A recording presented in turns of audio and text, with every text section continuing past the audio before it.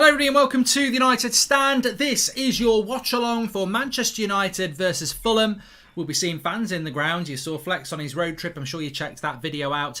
And we've got some early team news coming in for you as well. Looks like, a few weeks of team news not being leaked early has not continued at United. Always leaking like a sieve. The team on the screen that I've got for you isn't actually the team that will play today. If we are to go by the early the leaked team. So it's not far off. In fact, it's very close. There'll be one change, and that would mean that Mason Greenwood will drop out of the team. Marcus Rashford will go to the right, which I don't agree with. And Paul Pogba will go into the left wing position, which I don't agree with. And Scott McTominay will come back in to reunite the best midfield the world's ever seen, McFred. So that's the team apparently that will be playing tonight. De Gea starts, which is a good thing, but could that well be the team that plays in the Europa League final? We will have to wait and see, won't we? But I'm in the wrong place. That is the team that we're gonna see tonight, apparently. So what are your thoughts on that? McFred in the midfield, Pogba on the left, Rashford on the right, Bruno Cavani, Bailly and Lindelof, obviously the centre-backs, De Gea in goal. I mean, look, for me, I still have big issues with that team because that team doesn't have a spine. Whether Henderson plays or not, that team doesn't have a spine. Bailly and Lindelof, not strong. McFred, not strong. That's not the spine. And also, to do this, we've got Rashford playing on the right and Pogba playing on the left. You've got two of your best players playing out of position. I mean, look, we're second in the league. We're having a very good season, and people will say you're moaning about nothing. I'm not really moaning. I'm just saying, like, I can see a different United. I can see a different United side, and that was the one that I had in the preview. Drop McTominay, put Pogba there, put Rashford on the left, and Greenwood on the right, and I think that's a better team. Does anybody agree with me? I think that is a better, especially against Fulham. Playing bloody Fulham. If you can't put Pogba in the midfield against Fulham, we did it away. We had him playing away with Pogba and Fred in the midfield against Fulham, and we beat them. So I just don't like Rashford on the right. I thought I did. I don't. And happy to see Keno get Hall of Fame, and not to make you feel old, Mark, but find it mad it's already 8 years since Beck's retired. Is it, Joshua Bellwater? Bloody hell, that is a long time, definitely. Thoughts on Bruno winning Player of the Year again this year, says Salah Ahmed. Well, we'll talk about that in a minute, Salah. I mean, there are Hall of Famers to talk about as well, so we will talk about that very, very soon. But this is the leaked team that is on the screen now, so we'll see. We'll see if that comes to pass, whether it's the right team or not. Obviously, there are going to be protests, but at the end of the day, we are looking at a team that is on the screen there as being the team that United are going to play. De Gea in goal, which I think is always going to happen. I don't think it necessarily means that. I don't think it necessarily means that we're going to play this team in the cup final, but I think that that's probably quite a big link that it's going to play in the cup final. So we'll see. We'll see how it plays out. Of course, yes, we have had Player of the Year announced today from Manchester United. Sir Matt Busby's Player of the Year is the Sir Matt Busby Award. Sorry, not Sir Matt Busby, of course. Rest in peace. Sir Matt Busby's Player of the Year award goes to Bruno Fernandes, and Goal of the Season award goes to Bruno Fernandes for that goal against Everton. And the sorry, I'm just getting news. As typically, you go live and suddenly you start getting loads of nudes. There's also the French national team's Euro squad that's going to come out at some point. If this is the team, particularly the midfield in the final, can we win the Europa League? How much would be on Ollie if we lose, says Shrim Vassin. I mean, look, I don't think we're going to lose just because McFred are playing. Ben Anderson says, Fred and McTominay, it's so painful. McTominay isn't even a box-to-box player. He's just simply not a good footballer, or at least not at United's level. I've said this before. I mean, I'm relatively relaxed about this because Ollie does this all the time. He does it all the time. He's very, very loyal to his players, and Luke Shaw won Players Player of the Year award, says Advath as well. I hadn't seen that.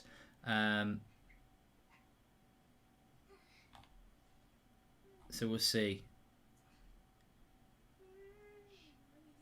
don't know what people are talking about in the live comments. Weird. Happy David De Gea is back, says Ramnish. Henderson is too small and poor defence positionally. He's made more mistakes and played less than David De Gea. Burnley, Liverpool and Sheffield United. That's from Ramnish. We're going to talk about the Hall of Fame in a moment. Daniel says that McTominay is good, but Fred is bad. Quite simplistic, but there you go. Welcome to the Members Club, Elvis, or Mr. Elvis. Thanks for joining you. And do you think that De Gea starting is a way for him to say goodbye because it's his last game at Old Trafford? I think just talking about De Gea for a moment, I did say that we had a situation here whereby that David De Gea I always thought would start today, regardless of whether Henderson played well last week, regardless of whether he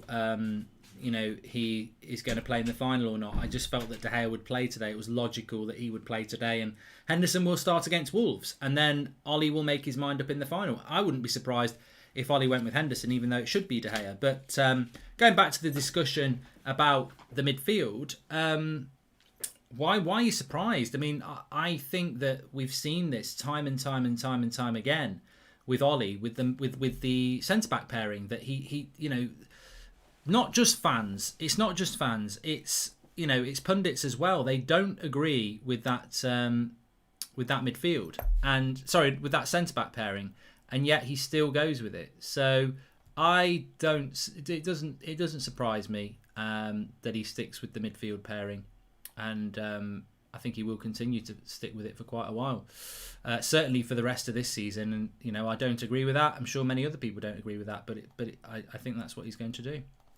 I do. I think he will do it, and I think he will play it in the final.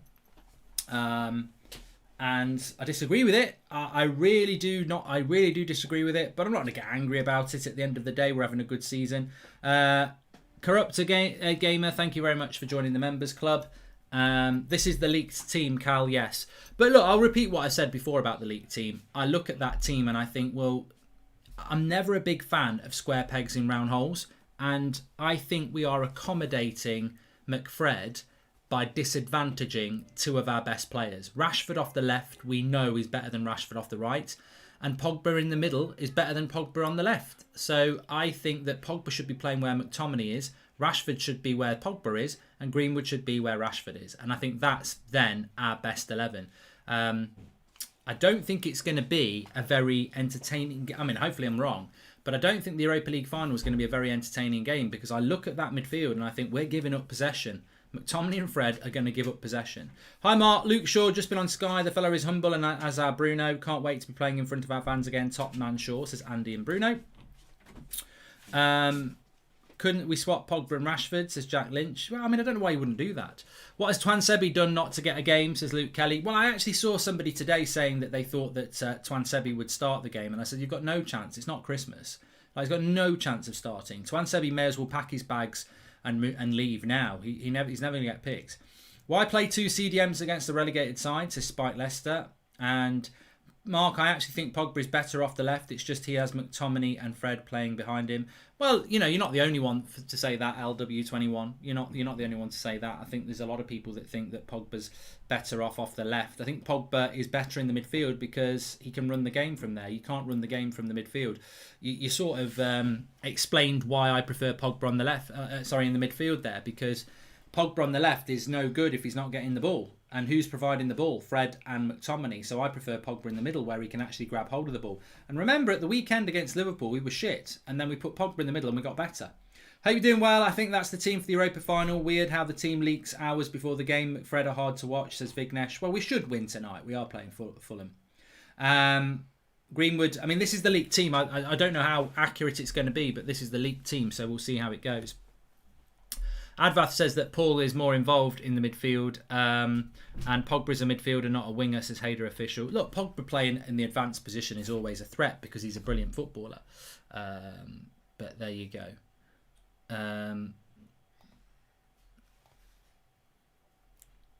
Lucy says he's best in the midfield when he's with a proper CDM. I agree with you there. Nav Rav says, Mark, why are you against Kane? The 99 squad had 4 forwards, so what is wrong with having Kane, Cavani, Martial and Greenwood? I love the question, Nav, because I love the fact that we've got Kane, Cavani, Martial and Greenwood, but we've got McFred.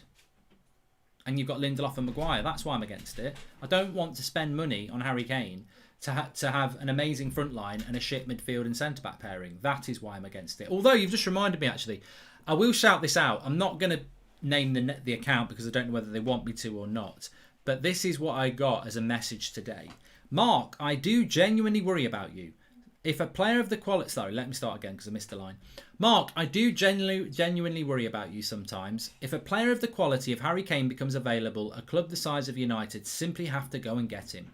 We know we need to strengthen other positions too, but you do not let this opportunity pass. It's that simple. I know you have a show to run and you need to be controversial, but come on, mate, let's get real here. I mean, like, it makes me laugh. You know, he's obviously not in the minority. I have got people telling me to get real. I've got people telling me you don't let an opportunity like Harry Kane go by. You know what analogy I've got for that? And it's straight off the top of my head, right? There's a boat. And it's got 3 or 4 holes in it. And when you go to sea, it's going to sink. And the best captain in the world to drive that boat is available. Harry Kane. Instead of fixing the holes, you want me to go and get the best captain available. Doesn't matter how good he is, that boat's still going to bloody sink. Doesn't matter how quick he drives it or how well he drives it, that boat's still sinking. It's got holes in it. That's why I don't want Harry Kane. I appreciate Harry Kane's one of the best strikers in the world, and he is. But we've got holes in that boat he can't fix. That's why I don't want Harry Kane. That's why I want us to spend that money elsewhere. And that's why if we buy Harry Kane, we won't do it. That's what it's all about. People are trying to twist this into I think Harry Kane's not a good player. At no occasion over the last 24 hours we've been talking about Harry Kane have I said he's not one of the best strikers in the world. Because he is. He is. But people saying you don't let this opportunity pass by, I bloody well do, because I don't want my boat to sink, thanks. Pirates of the Caribbean. Yeah, says Willie. Hi Mark, which ideal centre-back should United go for this summer? Well, I'll talk about that in a minute, and I do want to just talk about the Hall of Fame. Standing in the Hall of Fame, yeah, boo-doo-doo-doo-doo-doo, and the world's going to know your name. I know Donny ain't been great, but McFred have been constantly awful, and they start week in, week out. We're playing Fulham, why go with 2 CDMs? I'm back, says Sean Turner. Welcome back, Sean. You're actually absolutely spot on. I mean, I don't want to spend the whole pre-match bit talking about McTominay and Fred, but I do agree with anybody who's frustrated. I'm not frustrated, I expected it, but I do agree with anybody who's frustrated, because ultimately they've played pretty badly for 4 months and they still keep getting picked. And you do start to think, well, if you're an alternative option, it must be soul destroying to see McTominay and Fred picked every game when they're dreadful. I mean, Fred was bloody awful against Liverpool. Awful. And McTominay wasn't better. And you've got to wonder how they keep getting picked and how demoralising it must be to know as a decent player like Van der Beek that you are not getting picked because Ollie prefers to pick people who run around a lot. Most of us watching because you are real. So from me, thank you, says Xander. Thank you very much. And I started watching you around 6 months ago. What happens next season? Do you think this, or do you go to the games? Hoping for a good game tonight. I've been doing this for 5 years, Harry B. My going to the games thing. I try and get to a couple a season, and I will always try and do that. Before I did the United stand, I probably used to get between 5 and 10. But yeah, I've been doing this for 5 years, so I'm not going to stop doing watch-alongs. You're the king of analogies, lad. I agree with you on Kane, though. Great player, but other areas need strengthening more than up front, says Joseph Tyrrell. Thank you very much, Joseph. Thank you very, very, very, very, very much. What I was going to say is I wanted to talk about the Hall of Fame. We spoke about it this morning that Eric Cantona was named in the Premier League Hall of Fame, which we know. But at lunchtime, Robbie Cassidy loves you, says Ewan Black. Thanks very much for the super chat. And at lunchtime, they announced Roy Keane, which is really funny because I was saying this morning, well done to Eric. He deserves to be in the Premier League Hall of Fame, but I would have put Roy Keane ahead of him. And then at lunchtime, they announced Roy Keane. So Roy Keane has been named in the Hall of Fame, Premier League Hall of Fame. So there's now Alan Shearer, Thierry Henry, Eric Cantona, Roy Keane. There'll be an Arsenal player next just to make them feel better. 5th place or below. But no, Keane deserves it. Most decorated Premier League captain. And an absolutely unbelievable footballer as well. Really, really fantastic. I always get asked this question, what one player would you bring back? If you could, to Manchester United in their prime, and it would be Roy Keane, we're definitely missing out on a player like that. There will be fans in the ground tonight. Flex will be there. If you check out our Instagram, actually, at United Stand TV on Insta, the stories will be from within the ground, that we'll have some footage from there. So if you are on Instagram, make sure you give at United Stand TV a follow. I think it's at United Stand TV. I'm sure it is.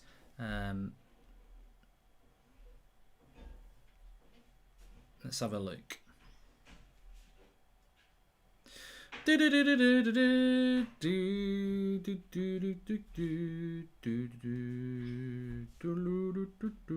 We have also got United Stand picks, which I'll be talking about in a moment, but I just want to check if it is. Oh, actually, it's the United Stand TV. And Flex is actually live in Old Trafford right now. On the United Stand TV. He's got 1,000 people watching. So the United Stand TV on Instagram, if you want to see what it's like in the ground, check it out. He's in there now, sat in the ground, live on the United Stand TV. There you go. Back in the ground. What I was going to say is that United Stand Picks, we have got that going on again. If you've already downloaded it, don't forget to play it. 12 questions. In fact, I can tell you what it's all about. Do you want a chance to win £1,000 this week? Well, today is your lucky day. All you have to do is enter our competition, United Stand Picks. The link is in the description. And by the way, it is totally free to enter. You must be over 18 to play. Terms and conditions apply. And please always remember to play responsibly. So what are you waiting for? Hit the link in the description and enter today.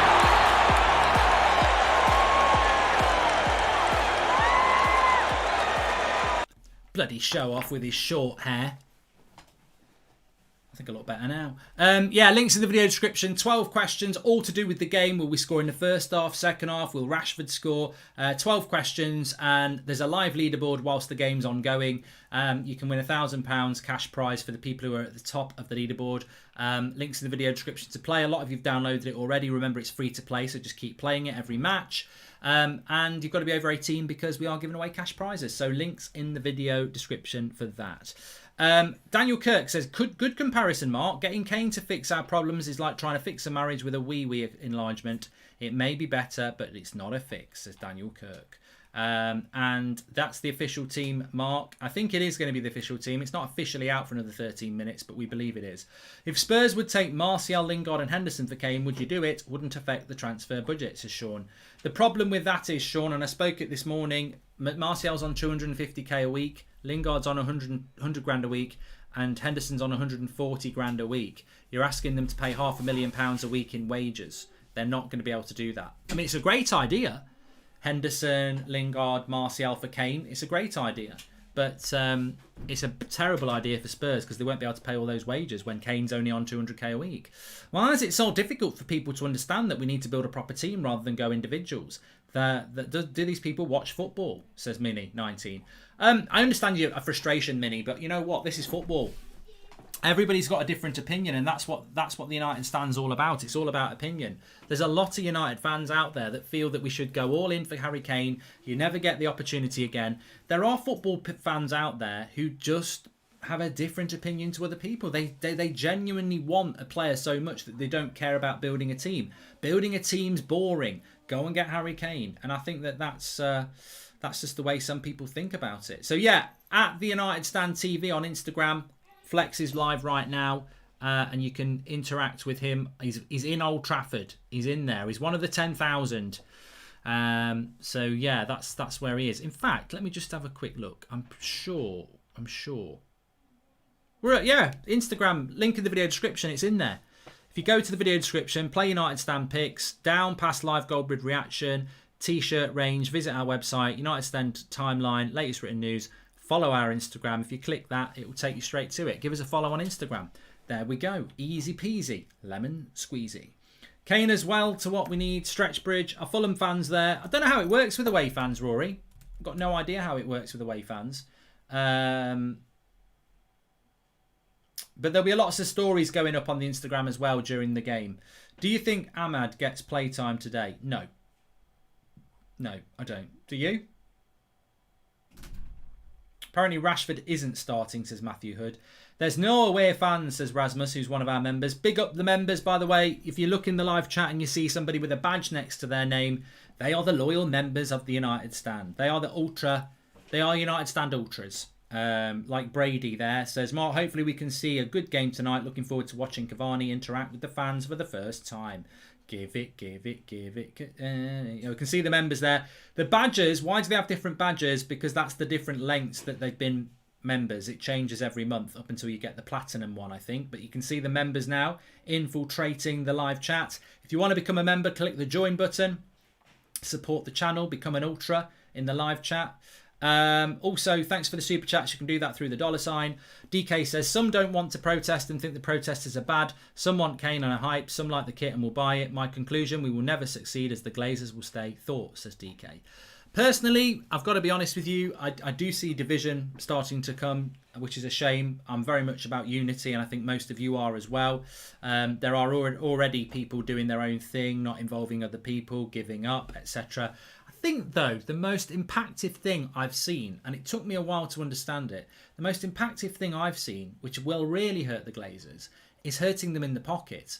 And this thing where you can basically go on Google and find ads for Adidas or Kolar or whoever a United sponsor is, click on it, fill your basket up and cancel it.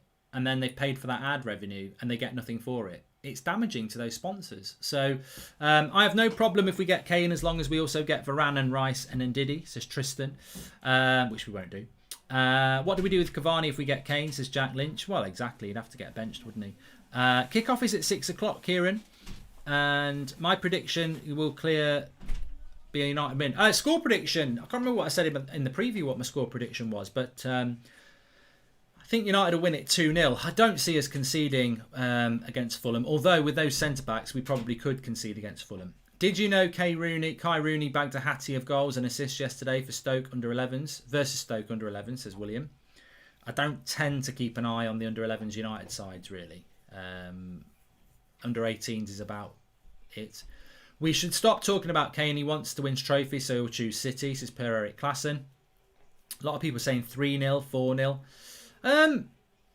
Obviously, Fulham have been relegated, but I don't think they're as bad as some might say. And also, I think they're quite an energetic side, and maybe they'll now be playing with a little bit more freedom, so maybe they'll play a little bit better.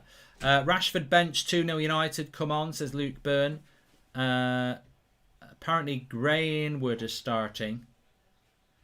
So that league team may not be right. I mean, we put the league teams out there. Luke Shaw is set to start against Fulham today. Of course he is. I mean, that's not even news, is it? Luke Shaw set to start. Come on. Fans back at Old Trafford, yes. Good to see. Good to see.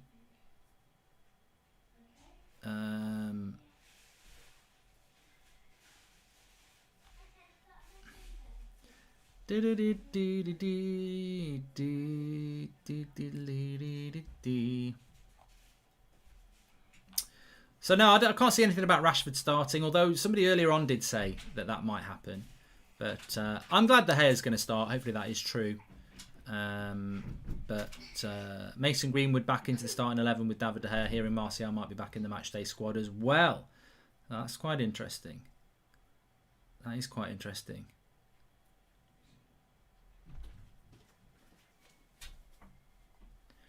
We will see. We will see what happens with that.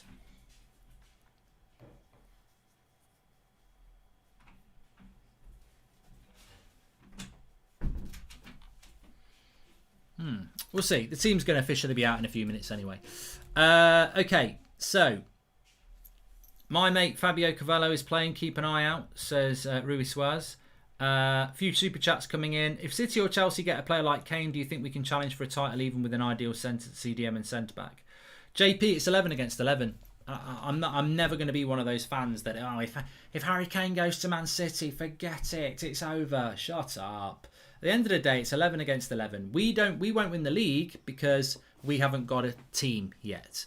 If we bought in a top quality centre back and a top quality CDM, then I think that we would be a better team. If you add Jadon Sancho to that, we're even better. Any one player from the bottom half of the Championship you would want to buy this summer except Bissouma? Good question, Sachin. I'll have to have a think about that. Good question. Did anyone else get the weird message from the club about season tickets? If they can pay the full amount by June, never had that before, says Sean Turner. And so scared about the Kane story. It's such a Glazer signing. 2-0 prediction, says Vignesh. And some don't. Okay, we've done that one. Thanks for the super chats that have come in there. Flex is there tonight. Yes, he is. Yes, he is. Yes, he is. So we'll have after match reaction and all that jazz. Check it out on Insta as well. He's going to be doing some stories from within Old Trafford because the reception will be good. Normally you can do nothing. The only story you can do in Old Trafford normally is the story you're telling in your head because the reception is not good with 75,000 in there, but with 10,000 in there it's fine. Mark, why don't you sing it like Give It to Cavani, passing the ball and watch him score all the goals? He hasn't scored yet. Greenwood's apparently starting. Sven Botman news, I'm worried about since Van der Beek is not going to Euros that Batman will shine and his price will skyrocket, says Jude. I think Manchester United are scouting quite a lot of centre-backs, as Fabrizio has already said. So we'll see what happens with that. Could Donny be turned into a CDM, says Aidan Johnson. At the moment, I think he'll be turned into a car washer because he's not playing football, so he may as well wash all the lads' cars at Carrington. That's more likely than him playing in the CDM. And I'm being serious there. He's got absolutely no chance of being turned into a CDM, has he? I mean, if you can't get picked in that midfield pivot ahead of McTominay and Fred and how bad they've played this season, you've got no chance. Absolutely no chance. Hi Mark, if we get Declan Rice or another CDM, will Donny fall further down the pecking order, says Daryl K. I don't think Ollie sees him as a CDM though, does he? He can't see him as a CDM because if he did, you'd play him. I just think that surely is the case. If you see him as a CDM, you're going to play him. Why is Pogba left attacking midfielder again, says Jonas Sparks. I mean, look, I've got to say I'm conflicted with that. I am conflicted with that because we've definitely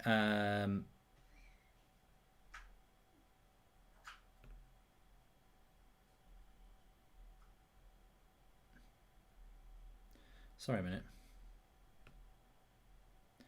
We've definitely sorry, I've got another super chat here.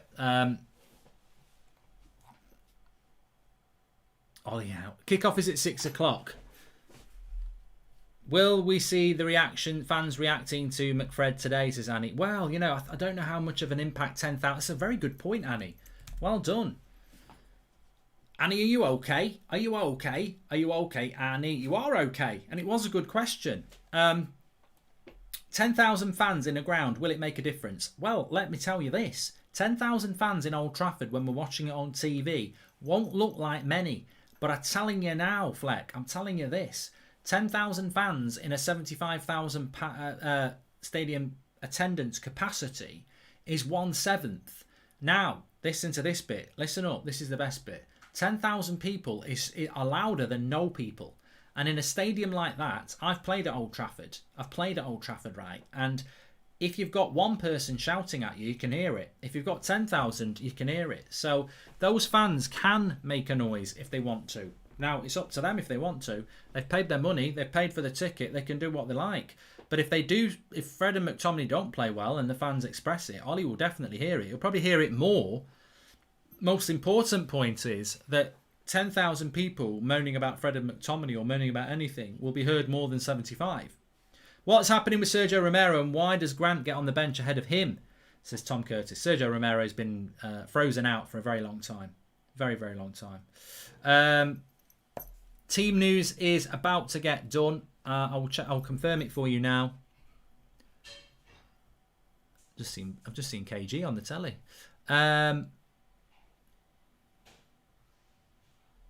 Alex is on the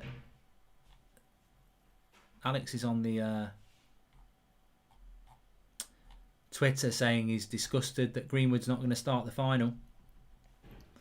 Greenwood for me has been one of our best players of the last month.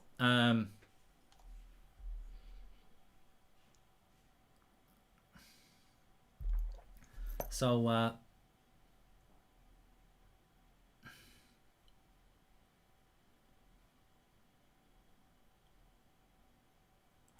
Give it to Eric Cavani. I'm just waiting for the team to come in, everybody. United 11, De Gea, Wan-Bissaka, Lindelof, Twansebi, Shaw, McTominay, Fred, Greenwood, Bruno, Pogba, Cavani. Oh, that's interesting. Twansebi starts. Well, there's a turn up for the books. I love it. I absolutely bloody love it when a elite team isn't right. Although, I've got to be honest, I saw that team at lunchtime. I did see that. Whoever had that team at lunchtime, big shout out, because I saw that team at lunchtime. And, yeah, Henderson, Telles, Bailly, Williams, Ahmad, Mata, Matic, Van der Beek and Rashford on the bench. But Twansebi starts this game. And Greenwood starts the game. So I'm actually quite liking that team, apart from McFred in the midfield. So let's make the changes. Axel Twansebi is starting. And Eric Bailly is not. So let's get Axel in straight away. I mean, Axel will actually play there, won't he? And Lindelof will move across there. No Rashford. I mean, to be honest, I think that's a good idea because if we're being honest, there's no point in starting Rashford off the right when that's not his position. So interesting. I mean, that's not the final. That's not the team for next week. But it is an opportunity for Axel to start and do well. Maybe he didn't want to play Bailly 3 games in a week because you would think that Bailly will play. But I think playing Twansebi is a masterstroke by Ollie. I didn't think he would do it. Remember I said a few minutes ago, it's not Christmas. But Rashford doesn't normally not start as well. Thomas Siraj says, hi Mark, it's my mate Tedge's 22nd birthday today. It's his dream to be called a Pratt by you. Ted, you're a Pratt because Thomas told me to say it. Happy birthday as well. Isn't it a good idea to swap Bruno with Kane? Says Wub. And I honestly think that's our best front four. A bit controversial, but I'd rather Pogba on the left over Rashford, says Sean. What do you think about that? Evening, Mark. Any predictions for goal scorers tonight? PS, love the content. Keep smashing it, says Jack. Goal scorers tonight against Fulham, Cavani. Cavani will score tonight. And Sudasan says, regarding Donny, by not playing him, is Ollie trying to say to the board that if they buy the players he doesn't want, he's not going to play the player and make them look like Prats? Nah. You can't do that. You can't do that.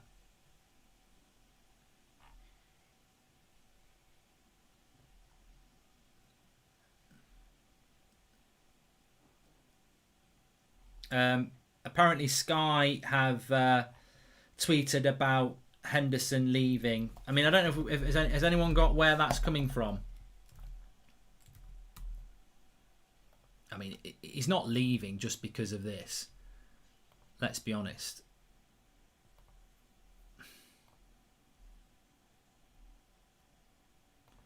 So Sky Sports, Dean Henderson, top clubs on alert as Manchester United drop keeper putting future in balance.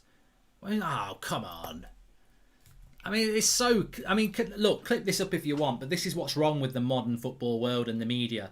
David De Gea plays a game he was always going to start. Henderson will start against Wolves. Sky put out a story within a minute of the team news that Henderson's leaving because he's been dropped. What a load of rubbish. I mean, they treat football fans like pillocks. We're not idiots. I said De Gea would start in this game after the Roma game. I said Henderson will start against Liverpool, De Gea will start against Fulham, Henderson will start against Wolves, and then there's a decision to be made for the final. To say that he's leaving because he's not playing today, I mean, this media bullshit gets right on my tits because the media bullshit have created this issue between Henderson and De Gea. No United fan actually feels there's an issue. You know, you pick your card, you take your choice. I prefer De Gea, I like Henderson. Some people prefer Henderson, they like De Gea. Sky have turned this into a bloody issue in the first place. If he doesn't pick Henderson, he's leaving. It's a load of nonsense. Absolute nonsense. But look, I'm happy with that team. Sky Prats. Yeah, you got talk shit and Sky Prats. Delighted Axel is playing. Hopefully he performs well, says Dion B73. Well, I did just want to have a quick look at the Fulham side. I think that would be quite interesting. Fulham. Have you got a Twitter account? They have. Well done. Well done, little Fulham. They do have. They've got more followers than me. They've got nearly 600,000 followers. Actually, that's not bad, is it? I mean, I've got half the followers a Premier League football club's got. Anyway, the Fulham side is Areola, which is apparently a bit of boob.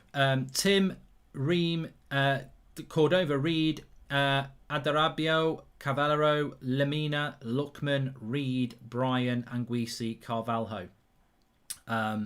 Very energetic side, Fulham. I think they'll give us a good. I think they're going to give us a bit of a game. I do. I think they're going to give us a bit of a game. Said Jamie, don't worry about it. He'd sent me that league team, not him personally, but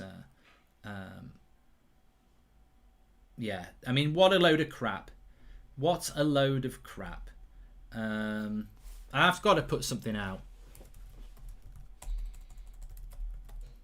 It really is ridiculous to say that.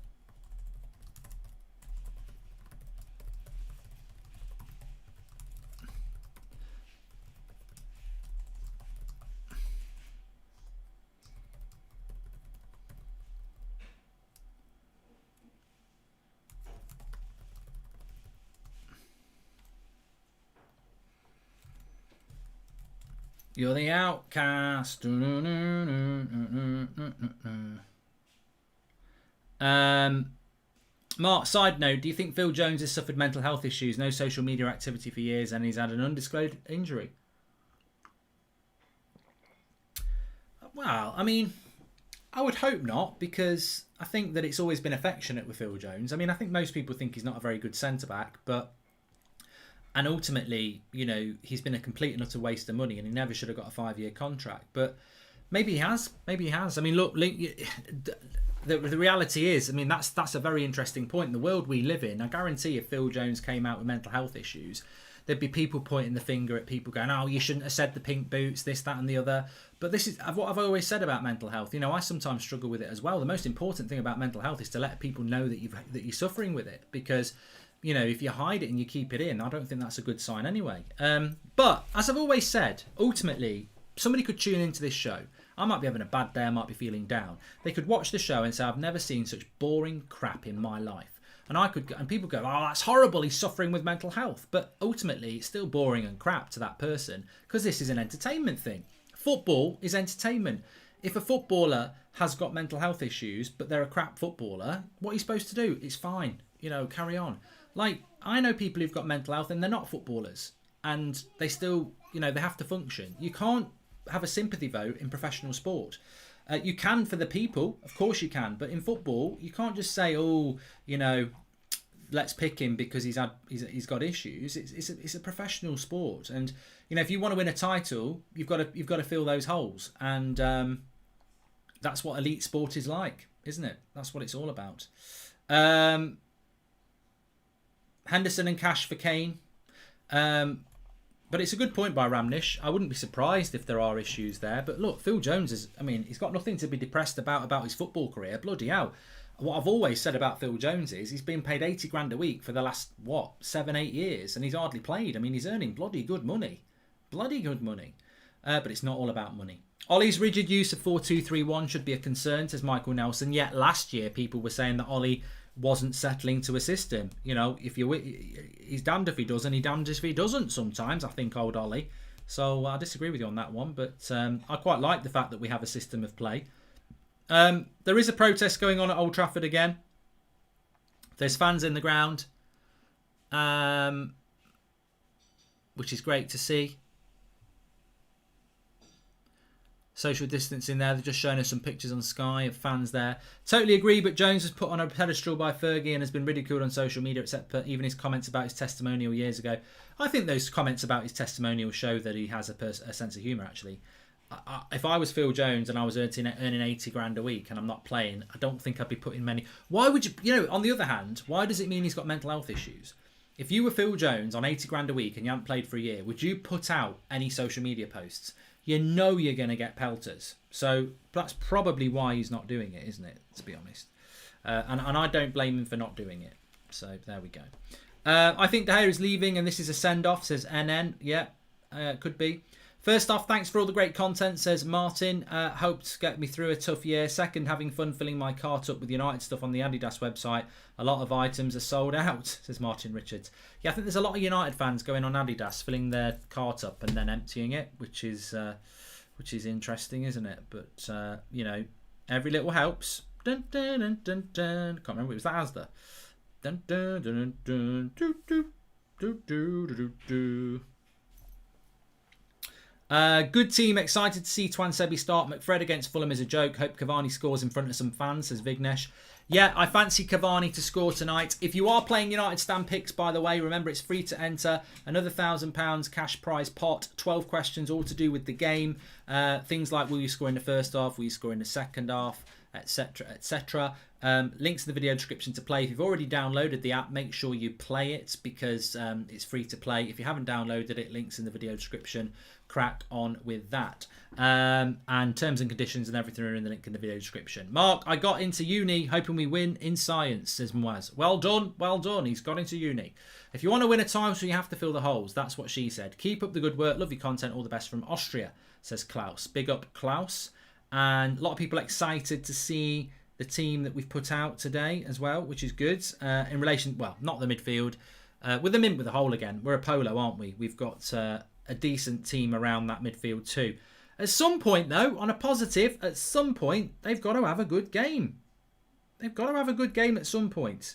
So maybe today they're going to have a good game. You know, maybe today's going to be the day. Time to have a stretch, says Christopher. Yeah, probably. I'll have a go on that. Why not? Something kind of, jump into my,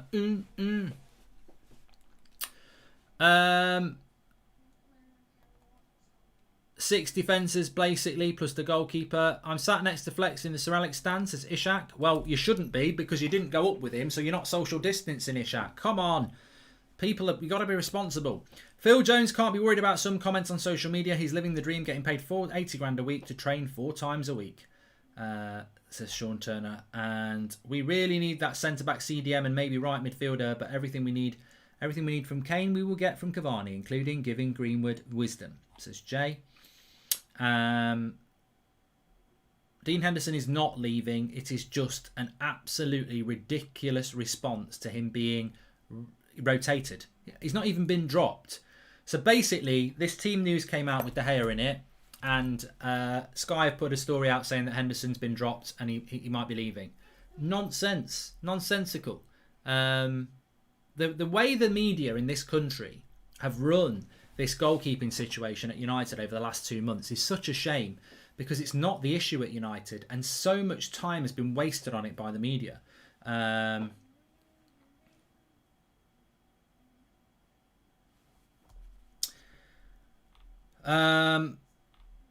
Some people saying, do you think the fans will do anything in relation to protesting the Glazers? I think they will. I think 10,000 people, separated will make a lot of noise. Really, I do. And I don't look. I prefer De Gea. I do prefer De Gea, but I am not. I do not think Henderson has been dropped. I think that. Sky is saying Man United are yet to make their goalkeeper plans for next season clear, but will discuss Henderson's future at the club in the next 2 weeks. Privately, the club does not believe De Gea and Henderson will both be at the Old Trafford next season. Of course they won't. That's from Sky. And top clubs across Europe are set to battle it out for Dean Henderson this summer as his future hangs in the balance. Henderson has made it clear he will only stay at Man United next season if he's Solskjaer's #1 goalkeeper. De Gea looks likely to get the nod for next week's Europa League final against Villarreal, raising more doubts over Henderson's future.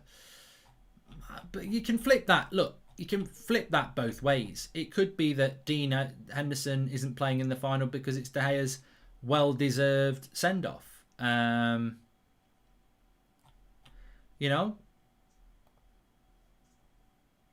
Simple as that. Simon Stone's in the ground and said he's heard the first anti-Glazers song, which is good to hear for Simon. And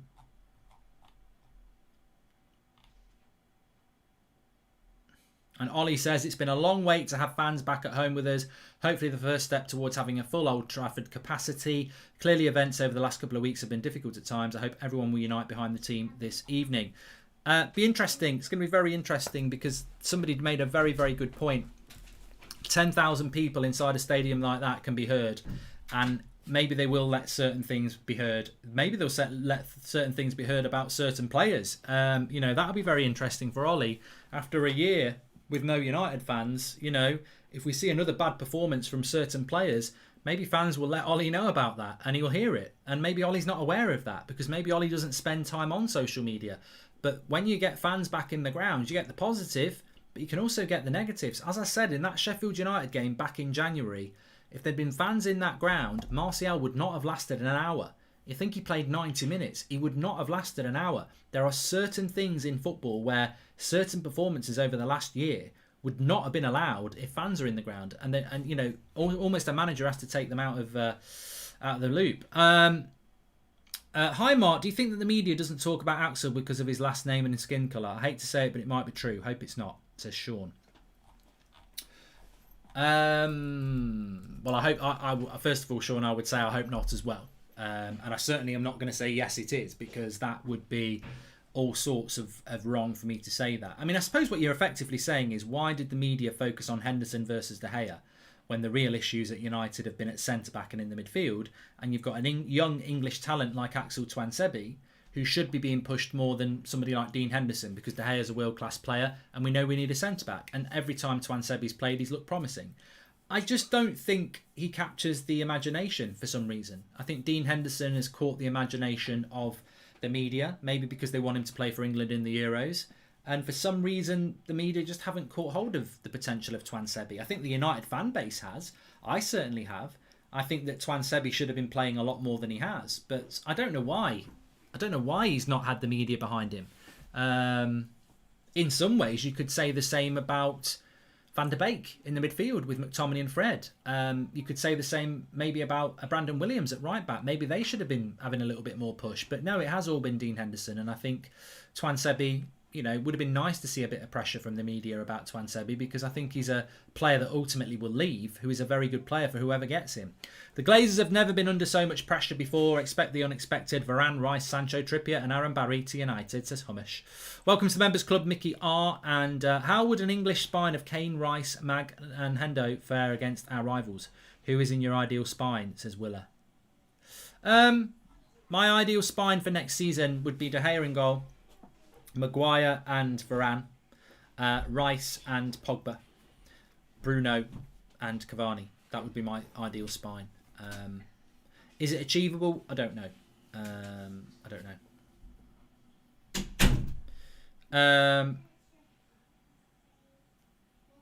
I think Tuanzebe's been. I nearly called him Transebe then.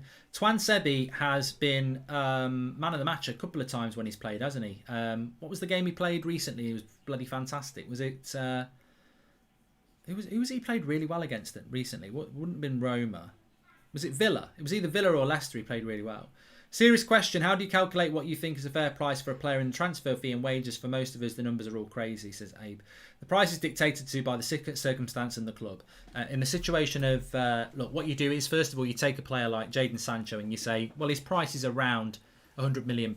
Okay, he's got 2 years left on his contract. COVID, we also need to sell. He wants to leave. You knock it down to 80 million. Harry Kane, 3 or 4 years left on his contract. £150 million striker. Wants to leave. Maybe you knock it down a little bit to £130 million, but still, that's what we want. I don't believe there is a COVID tax. This team Ollie selected tonight is what we should be using in the final. I can't trust Bay in an important game. The guy is reckless, says Pav. And I can't get Flex on. He's in the ground, you prat. We have got somebody coming on in 10 minutes, though. You'll see who it is. Would you rather get Harry Kane or a world-class CDM and centre-back this summer? Brandon, the live chat will answer that for you. I ain't got time for that. Donny should leave.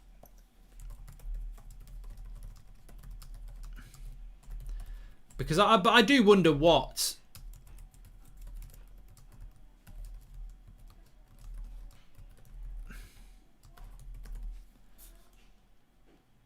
they have to do to get dropped, because they have not been great. I mean, there's a good tweet here from a Twitter account at United Analytics, and they're saying Van der Beek can't even start against a relegated Fulham. Don't tell me he can't play in a double pivot against Fulham. As long as you control majority of the possession, which we should do, Donny would help in transitioning the ball forward to Fernandes. I agree, and I've worried all season. And look, talking about talking about Henderson being dropped, listen to what Ole Gunnar Solskjaer said. It was De Gea's turn to play. He's played in Europe and Dean Henderson mostly in the league. Solskjaer, I would make up my mind after the last two league games who starts in the Europa League final. There are still a couple of places up for grabs. And on the Player of the Year awards for Bruno and Shaw, both of them have had fantastic seasons and are worthy winners. Just walking out there with the sign singing, you feel the vibe and the atmosphere straight away. We're happy to take the first step. We know it's different to being full and that's going to be great, but this is going to be fantastic as well. We want to win the game. We want to put a team out to perform well, and after last week's performance, we need to step up and we need to build some confidence. So Solskjaer, full of it, which is great. Great to see. And great to see pictures of Glazers out in the stand as well. 50+1, Glazers out, green and gold. Great to see at Old Trafford today. So big up to anybody who's... I mean, there's probably... I mean, look, we're going to get liars in the live chat here, but there's probably people in Old Trafford watching the United stand, because I imagine that your reception is quite good. Been watching this channel for 4 years now. The time I started watching football, you're one of the reasons why I started supporting United, says Avanash. Big up, mates. Thank you. A lot of people don't realise that people become bigger fans or even fans of United because of this channel, which is great, and because of the community we've built. Just back from work, so I don't know if you've mentioned it, Mark, but what is your prediction of what our goalkeeping situation will be at the start of the season?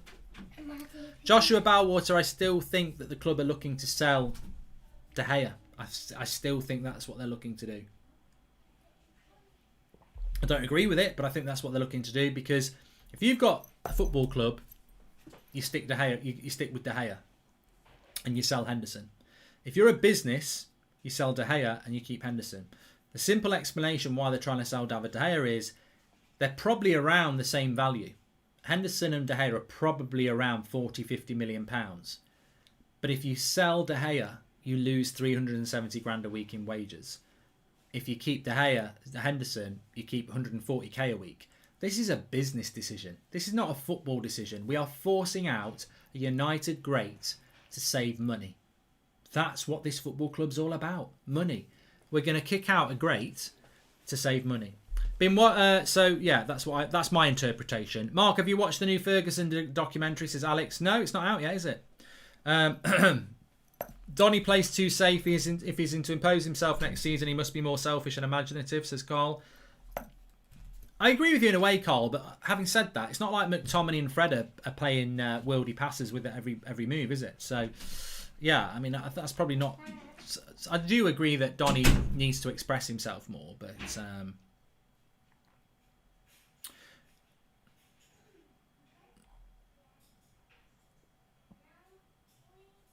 Henderson, not the same value of De Gea, says Andre. It probably is because he's a bit younger, isn't he? David De Gea wants home. Wants home. Ollie is not pushing him out, says Power Ranger. Mate, I'm not. I will call that crap out every time I hear it. How does David De Gea want to go home? Who's going to buy David De Gea in Spain? Real Madrid can't afford it. Barcelona can't afford it. Atletico Madrid can't afford it. He doesn't want to go home. He's being forced out of the club. Look at his Instagram posts. Keep your ear to the ground. He doesn't want to leave at all. They are forcing him out. How confident are you about Twansebi in this game, says LA Cash? Well, you know, I think confidence with our defence is always tempered with reality. But I'd much rather see Twansebi playing than Bay, to be honest with you. Amith says, give it to Scott McTominay. Pass him the ball and watch him slip on the floor. That's hard. That's harsh. Cosmic Dave says, statistically we concede less with Dean Henderson in the net. David De Gea makes great saves, but the team performs worse. Football is a team game. Cosmic Dave, you know what you can do with your stats? You can ram them right up your arse, and I'm going to sit you right down now. Statistically, we concede less goals with Dean Henderson in the net than De Gea. What a crock of shit. What an absolute crock of shit. Dean Henderson has played more easy games than David De Gea this season. Most of Dean Henderson's games have been in Europa League ties against shit teams or in cup games against shit teams. Look at the comparison of the games that we've played, and De Gea has played more tougher fixtures than the ones that Dean Henderson has had. If you can't watch a game of football, Dave, and compare Cosmic Dave and compare the two players, I would say we conceded 4 goals against Liverpool and we conceded 3 goals against Roma. Yet one goalkeeper was atrocious and one was world class, even though they only conceded 1 goal less. Henderson against Liverpool was atrocious. De Gea against Roma was world class. But they both basically conceded the same amount of goals, 3 and 4. So, don't look at stats. Use your eyes. Use your eyes. If fans bought the kit, their Glazers in. Are United stand Glazers in for buying a ticket for the game today? Funding the Glazers just the same. Mate, there's a thing called a season ticket that's already been paid for. But don't let that sort of thing worry you. Thank you for the birthday wish, says Tej. No worries. And Henderson played against Luton, says Manan. Look, I don't want it to be about Henderson versus De Gea because I do think that Dean Henderson is probably going to be our number 1 goalkeeper next year and he therefore must be supported. I just think that the club are forcing De Gea out because they want to save money. I don't think it's about goalkeeping ability. I don't think it is that at all. I think Ollie's been told he's got to save money if he wants to buy players. And we've all been there. We've all been in that position on Football Manager, and your chairman sends you an email saying if you want to buy players, you've got to get rid of players. And I think that, one of the players that you should get rid of is De Gea because he's a very expensive player.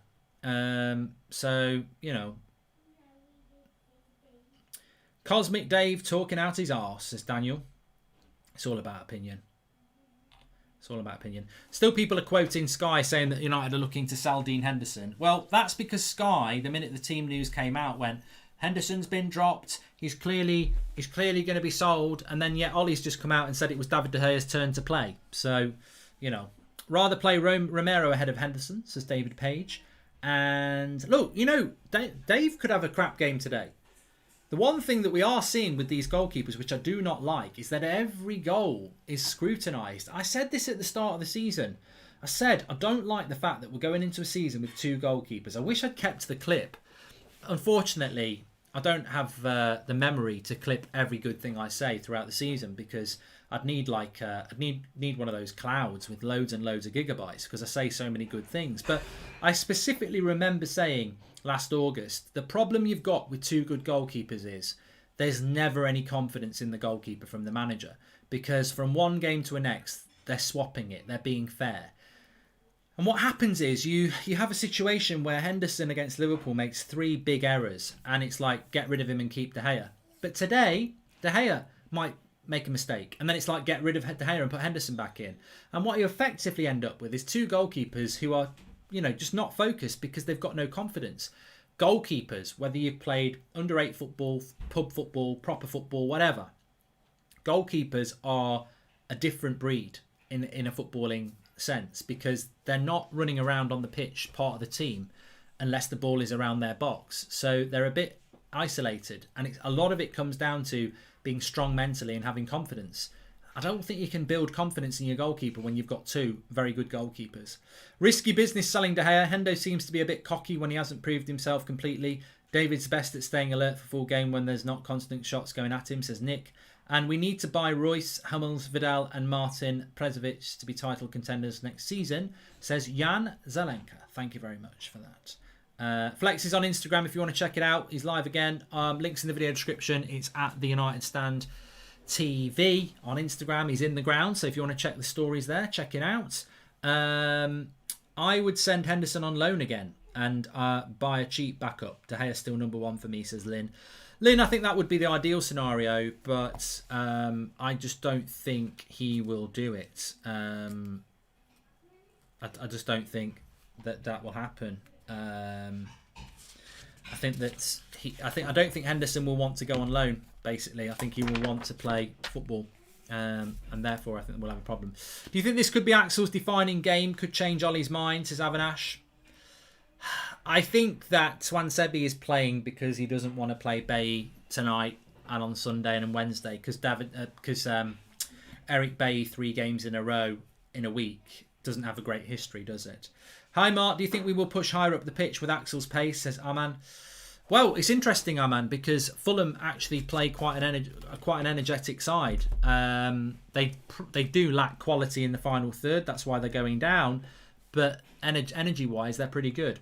Stop the goalkeeper debate, says Bo. How many times De Gea saved us over the years? He has a couple of mistakes, which proves he's human. David is class. Class in a glass. Class in a gas.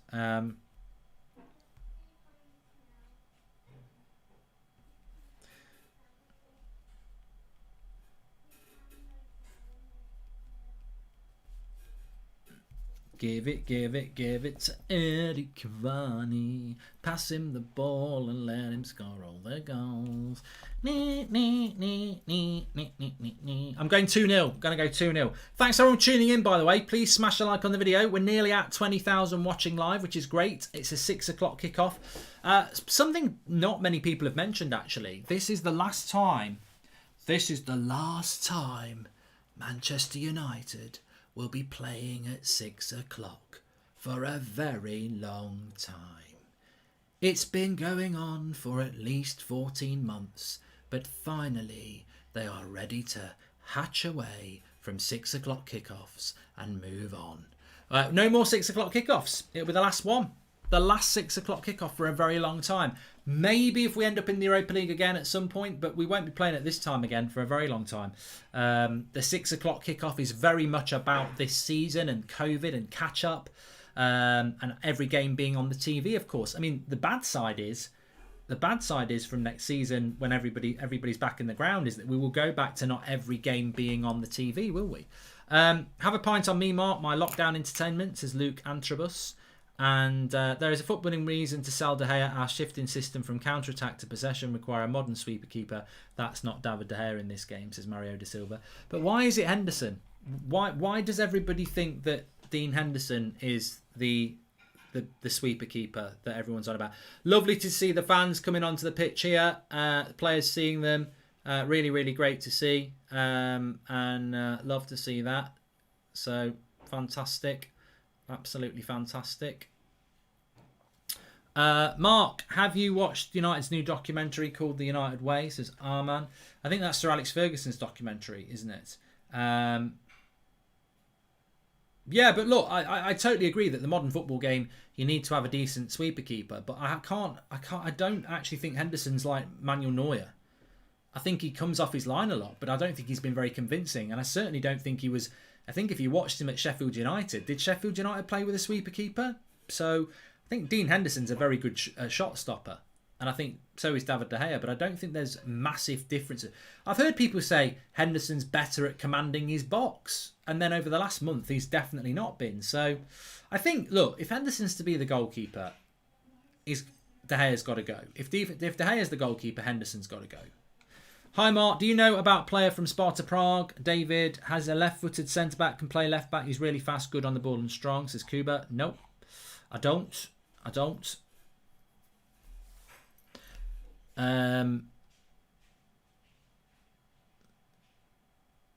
Thoughts on Salah to PSG? And yes, I know this is not Liverpool stand. Well, I mean, I will answer you on that one, because I think if Salah does go to PSG, then Sancho fits the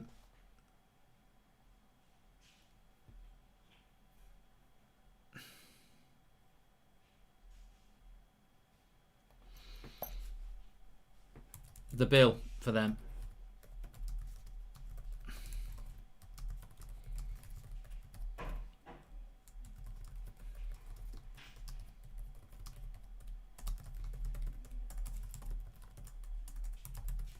But I don't know that. I don't know. I don't get the feeling that Salah will leave Liverpool.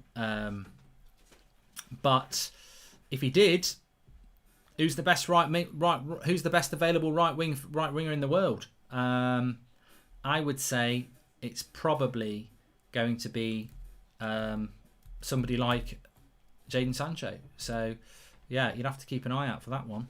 You really, really would. Mark, you need a documentary, says Barry White. Mark, have you had? No, haven't. You little twat. Mark, you need a documentary about you. I've read that. Hopefully this isn't a farewell game for Axel the same way it might be for De Gea, says Jude. Yeah, I mean, look, it could be. It could be a farewell game for both.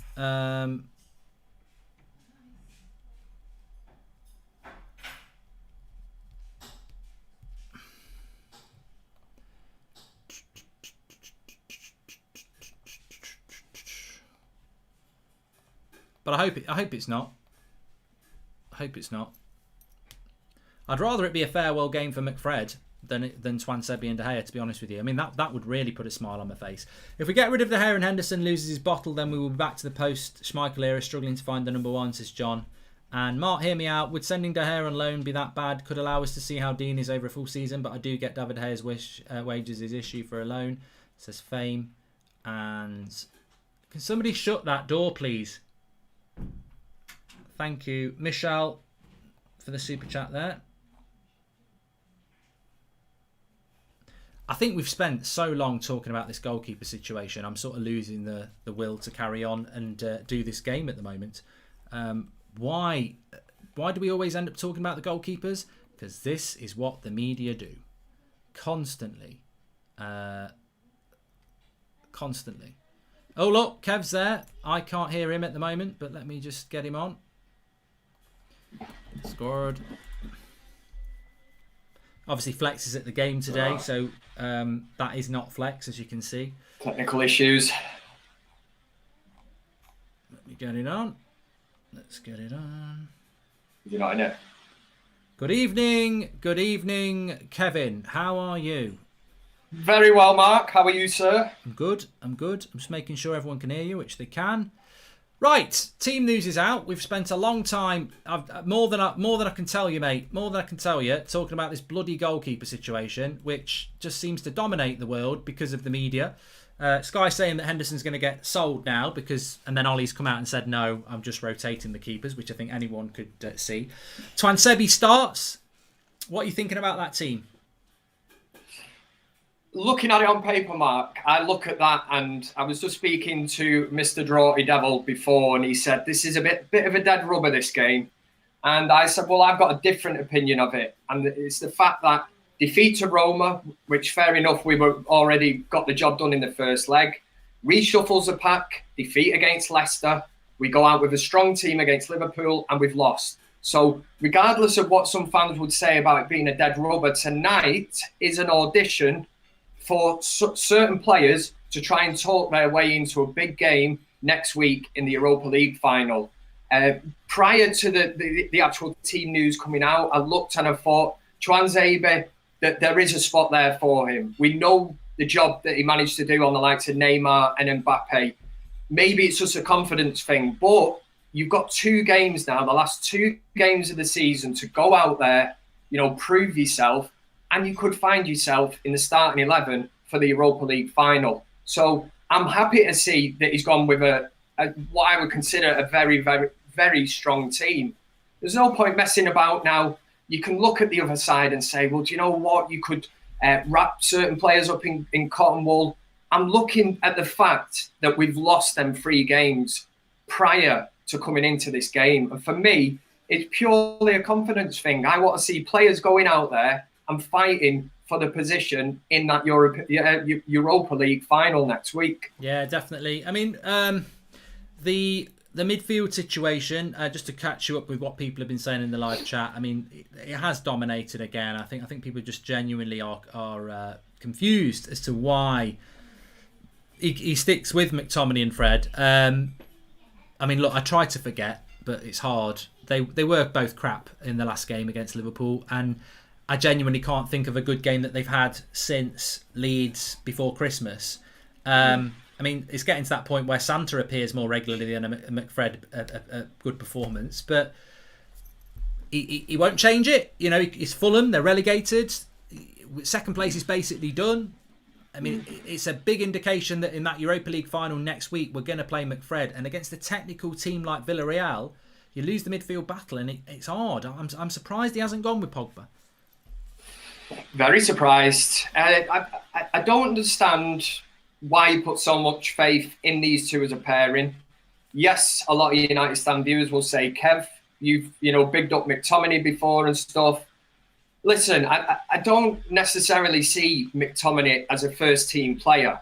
my argument has always been that long term, and you do need players like this in your squad, players that can come in and do a job. You know, John O'Shea, Wes Brown, players like this weren't absolute world beaters at Manchester United, but they were versatile. They were able to come into the team. We know from certain reports that McTominay is actually viewed as a better centre-back than he is a midfielder. So read into that what you will. We know that Mourinho's used him there before.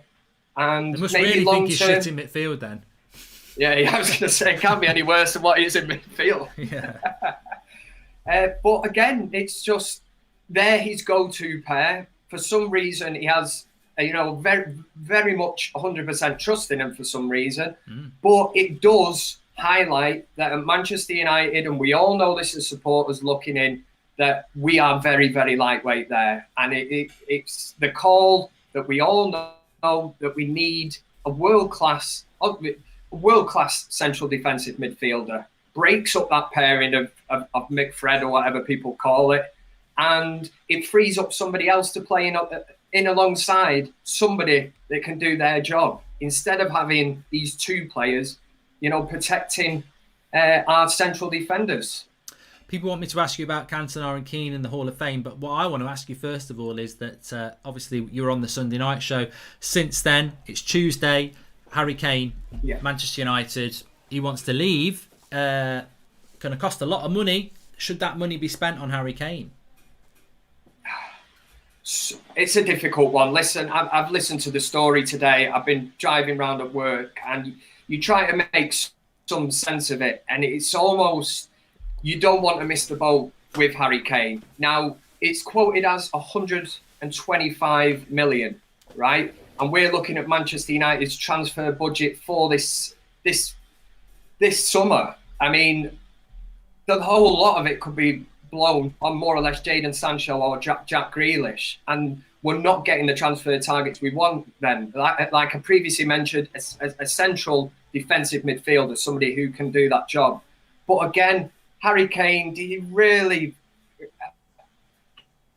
The United with Tottenham and try to prize him away for starters. We know what Daniel Levy's like, and United don't exactly have a great relationship when it comes to transfers. So Tottenham, for me, are in the box seat with this one, regardless of whether Harry Kane has come out and said, I want to leave.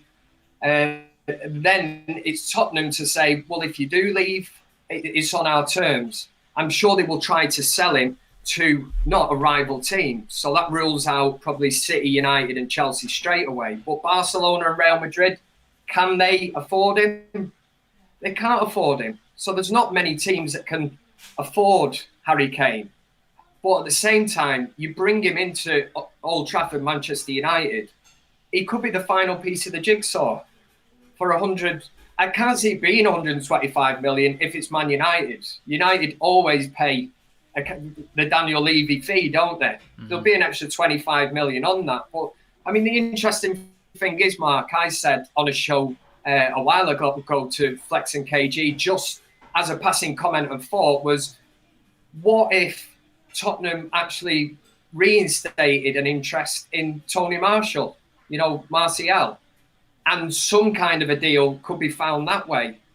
It could be a possibility. United, Rashford seems to play better out on the left. If Sancho is going to come in, and then you've got Kane or Cavani up top, it's a frightening thought. But I think that the main thing is it could be the final piece of the jigsaw. And you hear a lot of people say this at Harry Kane. He wouldn't fail at United. He scores too many goals in what's regarded really as a team of bottle jobs. They've got to a Champions League final. They have been up there competing up and near the top. Imagine the difference he'd made to Manchester United. Look at the difference Ruud van Nistelrooy made to Manchester United. That lad is in the same mould, but injury issues, you have to look at that, his age, and then it brings up another debate of if you wanted Kane or Haaland, because you're not getting both of them. I think for me it's, and just everybody, some people are saying it in the chat as well, there is 10,000 people in Old Trafford, and apparently the the crowd gave David De Gea the biggest cheer, which hopefully Ollie heard. But no, I think for me, I love Harry Kane. I think he's a fantastic player, but I don't think.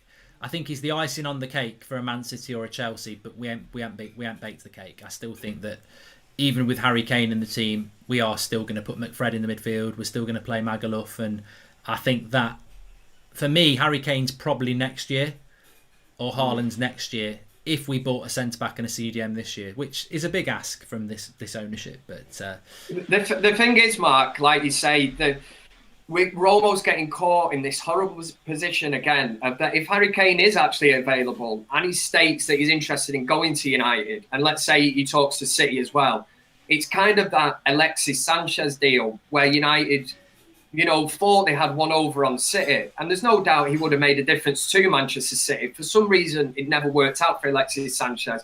But if Kane goes to Man City, replaces Aguero, if they do in the Champions League, they could dominate for the next 5 years. United's rebuild becomes a hell of a lot harder for Solskjaer to try and compete against Manchester City and what they're doing.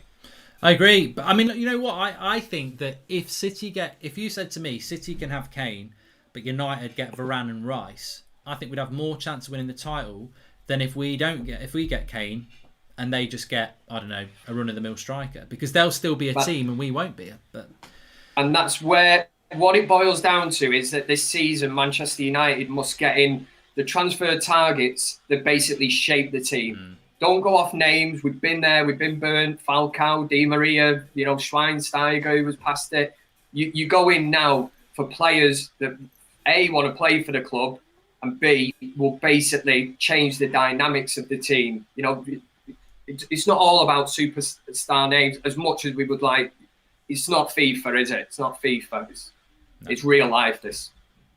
Just a big shout out, United Stand Picks. Anyone who's downloaded it, make sure you play it. It's free to play for every game. £1,000 cash prize pot. You've got to be over 18, but it is free to play. If you've already downloaded it, you may as well play it because it's another £1,000 cash prize pot.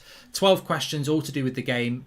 Will be things like, will Bruno get an assist? Things like that. Check it out. Link in the video description. If you've not played it before, link in the video description. You've got to be over 18, free to enter. You've got about 8 minutes to enter it because 5 minutes before kickoff it closes because it's to do with the game. It's an in-game game and there's an in-game leaderboard. Ollie needs to own this goalkeeping shambles, says Michelle. No other manager would have landed themselves in this position. Rookie error by a rookie manager. And we've got a better chance of signing Billy Dane than Harry Kane, says Roger. I don't know. I think there's a good chance. Keane and Cantona into the Premier League Hall of Fame. I would say about time. I think a United player should have been in the first two, but obviously it was Shearer and Henry. What's your reaction to that? Fantastic. I know some people might look at this and go, oh, it's the Hall of Fame, this, that. They deserve to be in there. And it's funny because when I heard the news break earlier on today, it was obviously, I think Cantona was named first. So I'm delighted because as a United fan growing up as a kid, I absolutely adored, worshipped the ground he walked on, like a lot of Manchester United fans did. Now, obviously, me and Jay are doing our show tomorrow on the United Stand, so it was obviously a bit of ammunition. And I was actually just ready to say, go down Jay's thing of saying, well, would you put Cantona in before Keane? Because I was kind of, sitting on the fence kind of thing. It's like, who would you put in first? But then it was obviously announced that Keane's gone in as well. It's a nice touch, and they totally deserve to be in there. Like you say, Shearer got it first because he's the all-time Premier League top goal scorer. Same with Henry in there as well. No qualms about that at all. But as Manchester United players go, and it's a huge debate because you literally could pick a full 11. You think back to '99, some of the players in that team that were in it, but Keane and Cantona fully deserve to be in that. A credit to Manchester United, great servants for the club, regardless of what Roy Keane has said. He spat with Sir Alex Ferguson and that. You can never knock what the man did. You look back to the thing with Patrick Vieira in the tunnel. I mean, it always gets me looking back. It sends shivers down my spine. Imagine we had a captain at Manchester United like that now. Imagine having a central defensive midfielder like that at Man United now. He was just another level, the two of them. It's funny, my observational skills are terrible because you were actually wearing a Cantona t-shirt, so it wasn't like you were going to go, I can't fucking believe they put Cantona in there. French overrated twat. But I think just quickly before we talk about something else, Ryan Giggs probably would have been in there, and he probably would have been in there before those players, and I think that's worth bearing in mind because there's people saying people like Rio Ferdinand and Gary Neville, and not for me, not ahead of Keane. There's certain, I'm not saying they're not United legends, but there's legends and there's legends, and I think Keane and Cantona for me would be two of the biggest ones of the last 30 years. But I think Giggs would probably get in there simply because I think he's won it more than anybody else, hasn't he, Premier League? Yeah, and somewhere along the line, I mean, you've not even mentioned Paul Scholes there. There's going to be an argument for Ronaldo at some stage when you think what he actually did at Manchester United, absolutely sensational. I still always say, as much as I loved Cantona, Keane, Giggs, Scholes, Beckham, whatever, that Ronaldo is the best player that I've ever seen in a Manchester United shirt. Well, it'd be interesting with Ronaldo and Rooney is another one because they've both got to go in. But I'm sure when Shearer and Henry get it, I think I'm right in saying this, that you can only get in if you're retired before the August of that year. So if they're giving out Hall of Famers next year and Rooney's retired, he can be in it. But if Ronaldo probably won't retire for a couple of years, but he should 100% be in it. I mean, he was unbelievable for that time. That's what I'm saying. They've done the Player of the Year as well. So Matt Busby Award went to Bruno, and I think Players Player went to Luke Shaw, which is quite interesting. I mean, they both deserve those awards. We were talking about it on Sunday night, weren't we? And it was only one person went for I think Luke Shaw, if I remember right. It was 4-1. So what's your thoughts on that? They've split it there. Players going for Luke Shaw as well. Surprising. Yeah, do you know, I actually like the way it's been split because I think a lot of us went for Bruno, and it's the easy thing to do because he gets the assists, the goals, he steps up in big games, carries the team. I like the way it's been shared out, that the players have acknowledged that Luke Shaw has been sensational, because when you play in left back, you do not get the same plaudits that a midfielder, a striker, somebody that further up the pitch is getting. So for Luke Shaw to get that and Fernandes to get, the other one, the Matt Busby Player of the Year, I think's brilliant. I like the way, Bruno's not got the full clean sweep. It's actually been shared out because at least it acknowledges exactly what Luke Shaw's done at Manchester United this season. There's make no bones about it, man. Luke Shaw has had his best season in a United shirt, best left back in the Premiership for me. I'm not just saying it with red tinted specs on or anything. That is my view, and Luke Shaw fully deserves it. Same with Fernandes. So I'm made up for the two of them. Nice of them to split it. On to the Fulham game. We spoke about the team a little bit. I've gone with a 2-0 win for United because I think Fulham have got nothing up front, but they are an energetic side. You spoke about the fact that we have lost our last 2 games. This will be 3 in a row at Old Trafford, which we don't want. I mean, I think regardless of what happens in the next couple of games, we will get second place because I just think Chelsea and Leicester are going to cancel each other out, and which will mean that no one can get 70 points. But it'd be nice for us to get to 75, 76. Well, I can't get 75 with 2 games to go, but we could get 76 or 74 or maybe 73. Do you have any concerns about Fulham tonight? Not really. I mean, it's one of them games, isn't it? And a lot of people say this is a dead rubber, but it isn't for Manchester United, which was the point I was touching on at the start. This is a big game because players can play their way into contention to start next week in the Europa League final. Fulham, they're down. I suppose they've got nothing to lose. But again, I see Manchester United have more to gain this by going out. And the fact that you touched on earlier, fans back in Old Trafford. So this is the first time since the Manchester derby, pre-lockdown last year. I think it was March last year when we beat Man City. McTominay scored. What a player he is. And it's just good that we've got fans back in the ground tonight. I've read a few little things about planned protests.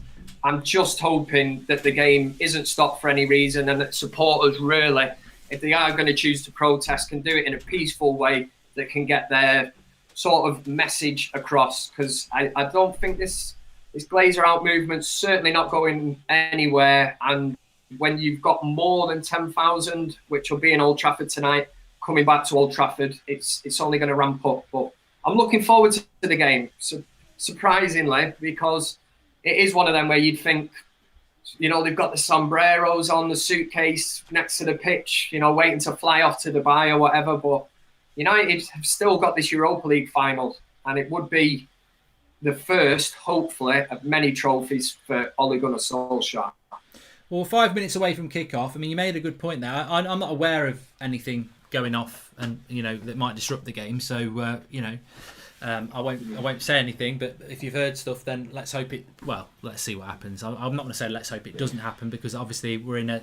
I don't want a game against Fulham to be the be all and end all. There's a bigger movement here, and we want these owners out. But 10,000 in the ground, we can see them there. A lot of them with their green and gold. I said this. It's almost like 75,000. 10,000 could be louder to Ollie than 75,000 can be, because we've all been down them games where there's a couple of hundred down the local park or the local side. You can hear it. You can get drowned out in 75,000. So not just the protest, but also if there's bad performances there, Ollie's ears might prick up a little bit about just what's been going on for the last year, because fans have not really, unless Ollie's on social media, he ain't got a bloody clue what fans are really thinking about his team and his selections and certain players. Same with players, right? I did say this when I was speaking to Draughty before. We were talking about the Dean Henderson thing, and I was looking at my phone. Obviously, the breaking news is that Dean Henderson wants assurances that he's going to be Manchester United's #1 next season. Otherwise, he's leaving. And I'm thinking to myself, do you know what? This guy's not even played in front of Manchester United fans yet. Yeah. He's played in net, basically in empty stadiums. Now, when you're dropping clangers against Liverpool, and I said this after the Liverpool game as well, it's a hell of a lot different when you've got the Stretford end behind you. Yeah, I know that they're supporting you and they support Manchester United. You make a few mistakes and that, fans get on your back. That's the sign of a real goalkeeper and how you respond to that criticism. Whereas somebody like De Gea, he's done it. He's still United's best keeper by a mile for me. He would be in the sticks for me every single game. And this Dean Henderson thing now, it's like, is it arrogance or is it just overconfidence? There's a very fine line between that. He's a young lad. He's come back to fight David De Gea for the shirt. Fair enough. I like that. But don't start throwing things out like this now. If you're performing on the pitch, fair enough, you're in there. But for me, it's De Gea. And this team this evening, barring Harry Maguire, who, touch wood, we would want back for the final, you kind of look and think, this could be how he's going to set up for the final next week. Yeah, it is interesting. I do agree with you on that. I mean, I think, look, goalkeepers do need to be very confident. They do need to be arrogant. But I haven't liked some of the stuff I've heard around Henderson over the year, which is, I'm here to be #1, this, that and the other. Because actually, respect is very important as well. And David De Gea is a great of United. And I think that, the fans love him. And it's great to have fans in the ground, because if Ollie's got any doubts, he'll know how much De Gea is loved. And there was a great comment earlier on from somebody saying the problem is if they get this wrong and they sell De Gea and they go with Henderson and then he's not that good. Not that he's bad, but he's Ben Foster good, who wasn't quite United #1. It's very difficult to then go and find a goalkeeper that is that good. And we've been in the wilderness after Schmeichel, and we've been in the wilderness before. So United need to get this right. I just think it's about money, Kev. I think that the owners have said, get him off the wage bill. We've got this Henderson guy. It might be out of Ollie's hands because of that. And again, we're being run like a business and not a football club. Yeah. Well, if that was the case, and it's taken out of Solskjaer's hands. If I was Solskjaer, I couldn't work like that. Regardless of how much I loved the club and the job that I was in, if your hands are tied and people are telling you to do things and you're not being able to do it your way, honestly, if you should walk away from the job. It'd be with a heavy heart. But if things like that are happening behind the scene, how are you supposed to do your job to the best of your ability? It's quite a harsh statement, but if it's a financial deal and it is something to do with the board, then it's a shocker. But it wouldn't shock me really, because that's how Manchester United seem to operate in these times. All right, Kev, I believe you're coming back on at half time. Yes. I will speak to you then, mate. We're about to kick off. Will do. 4-0 are predicted. You know, been a bit reckless, but on the we'll old see. watch along, you might get it right. Yeah, hopefully. Fingers crossed, I'll mate. speak to you at half time, pal. Sound enough. See you later. Cheers to Kev for dropping in there. Obviously, Flex is not there because Flex is in the ground. So we are live for the second. We'll see Kev at half time, but we're live and ready to go. Manchester United's last game at Old Trafford this season. Wolves on Sunday. And then, obviously, we have got the Europa League final a week tomorrow. Maybe Fred and McTominay, maybe they play well when they play in front of a crowd. You know, maybe that's what's been wrong. Maybe they're going to play really well today because we're playing with some fans in the ground. I doubt it, but you never know. Also, Fulham are a bit crap, so let's see. But I'm just going to start the timer for you now. 18, 19, 20. There we go. And let me get it up on screen for you. Timer's up and running too. Timer's in the bloody wrong place. That's my fault. There we go. Lovely stuff. Lovely stuff. So, thanks everyone for tuning in. Make sure you subscribe, by the way. Bottom right-hand corner. We're live every night at 8 o'clock. Every morning at 10 a.m. And McTominay actually played a decent forward pass and move there, which it's all I want him to do. Pass and move, pass and move, pass and move. Now, Harry Kane is Harry Kane. Harry Maguire. I've got Harry Kane on the brain. That rhymes.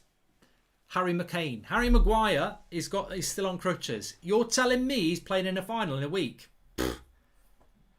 Come on. You're not on crutches 1 week. He ain't playing that final fit. He might play the final, but he cannot be fit. He cannot be fit. You cannot be on crutches and then play in a final. Let's get real. Let's get real, everybody. Harry McCain. Let's get ready to rumble. Let's get ready. There's Dean Henderson. Look, wouldn't be Sky if they didn't. What are they trying to do? This is what makes me laugh. What are you trying to do? They've been doing it for 3 months. Do they not get that this is not United's even 5th most important issue? Sky constantly going from Henderson to De Gea. Oh my God. Oh my God. Henderson or De Gea. You can't believe it. You can't believe it.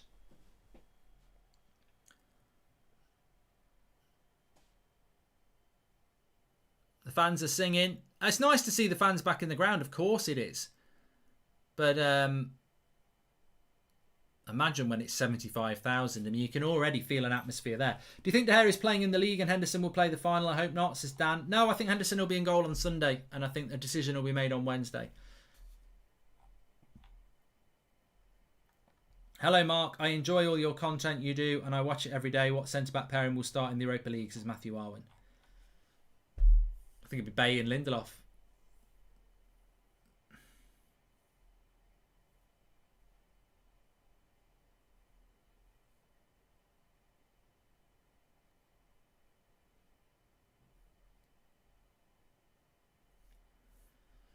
So 3 minutes gone.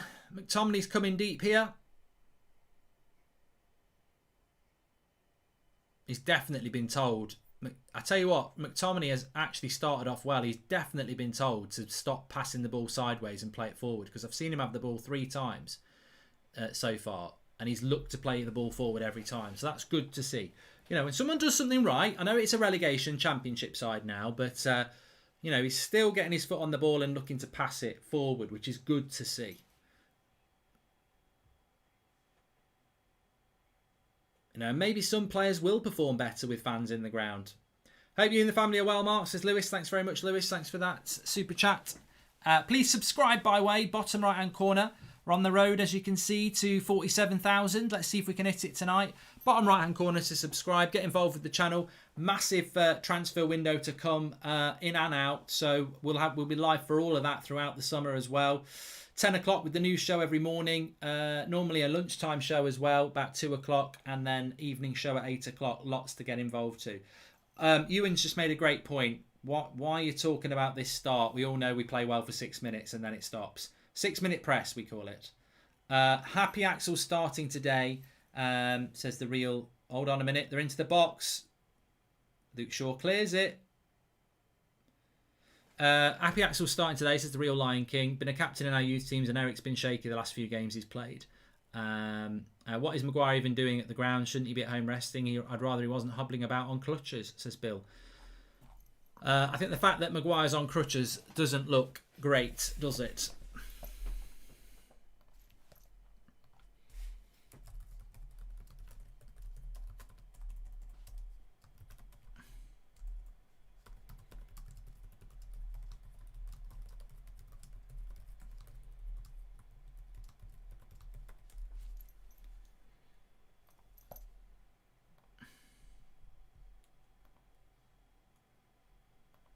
There's a good chance for United there. I think Pogba with the header.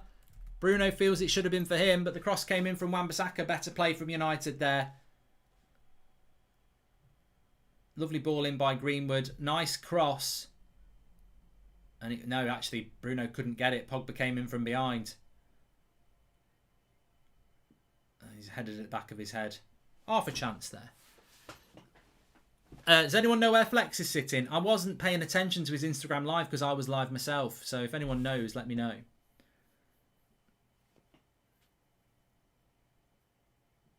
Let's look at that confident play. I mean, it's amazing how many teams play out more confidently than we do. I mean, look at Fulham. They're just passing it around here. We'll probably score in a minute. But confidence to play out.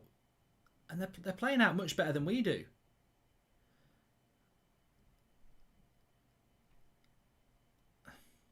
Oh, we've won the throw in there.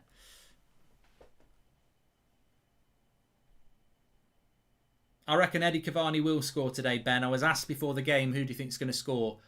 I said if I was a betting person, I would go with Cavani to score. I haven't seen this ref in ages, Lee Mason. I thought he'd retired.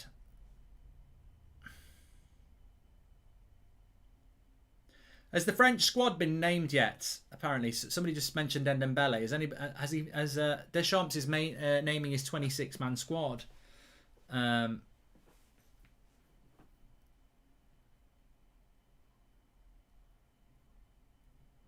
This is his last game for Lee Mason. All right. Oh, good defending there. Cavani nearly was in.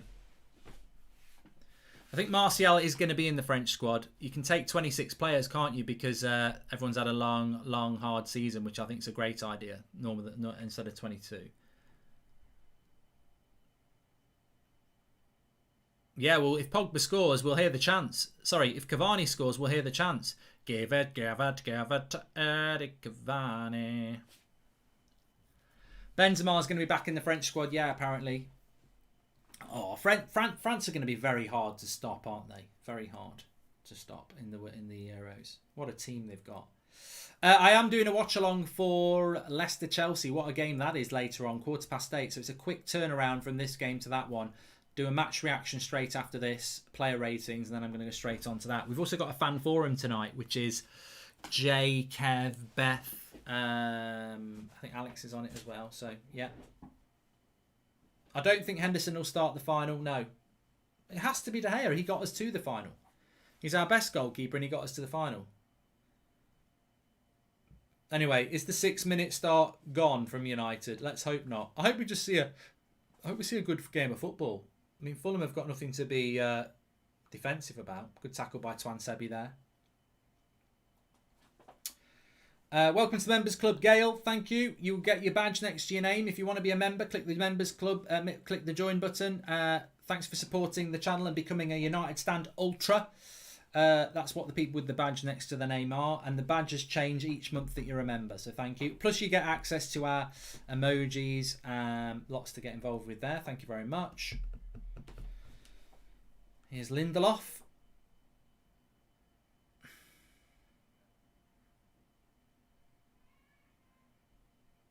That's a foul on McTominay. Shaw won Players Player of the Year, Rash, so I don't think he should have won both, to be fair. Football is a funny game, says Ruben. If we manage to get second place and win the Europa League final and Chelsea lose to Man City, everyone forget about Tuchel's effect and start appreciating Ollie. Football is transitional. It naturally flips, doesn't it? You know, one day you're king of the walk, the next you're in the sea. That's the way it is. Nothing ever lasts forever in football. I remember when United used to win a lot of titles, and you know, you for 9 months you're like, I want to win the league, I want to win the league. You win the league, and then within a few weeks you're already thinking about next season and signings and stuff. You have very, very little time in football to sit back and just enjoy being the best. But that's a matter. I can't wait for that Europa League final, you know. I think I'm going to start buzzing from Saturday. Well, from Sunday, really. Get Wolves out of the way. But it's a Europa League final. There'll be fans in the ground. It's going to be great. Greenwood's just gone down injured here. He's all right. It's all right. Ram says that Aaron Wan-Bissaka's crossing has improved a lot. What are your thoughts on Barnsley striker? Daryl, says Mr. Major. I haven't really watched the Championship this year, so I can't really say.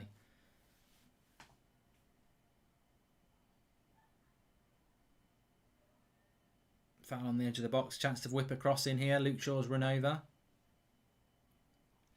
You might see some familiar faces in the crowd today because they're just so separated, aren't they? Everyone's social distancing, so you can see people. Anyway, chance for Luke Shaw to whip it in. Bruno does it instead. Headed away.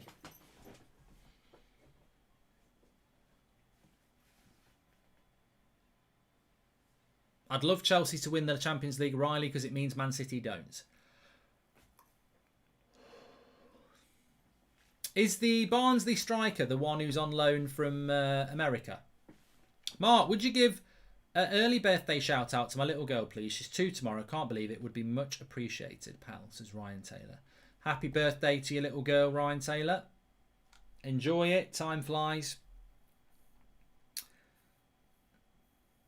The final is our week on tomorrow in Gdansk.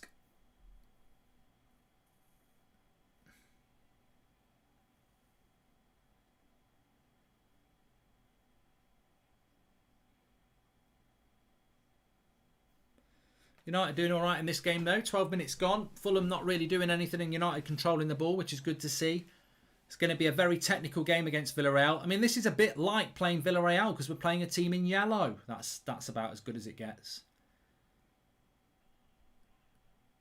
Shaw versus Evra. Still go Evra, me. Definitely, yeah. I like it. I mean, I like Luke Shaw, but Patrice was fantastic. Lindelof's long balls over the top really are quite top-notch. Shame he's not physically strong. Still a long ball, though, Tejaz. I mean, do you think he does it a little bit too much?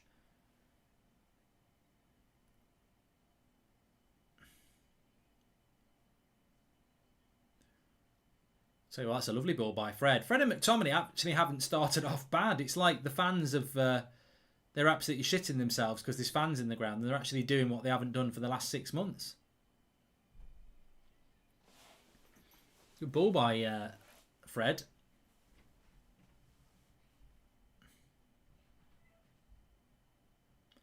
Advat says we play a better football with fans.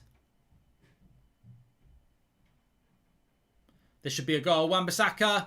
Oh, good cross to the front post. And it goes for a corner. Cavani wants a penalty. Wait for VAR, Eddie. Wait for VAR. Could be a penalty. He's convinced it's a penalty. Let's look again.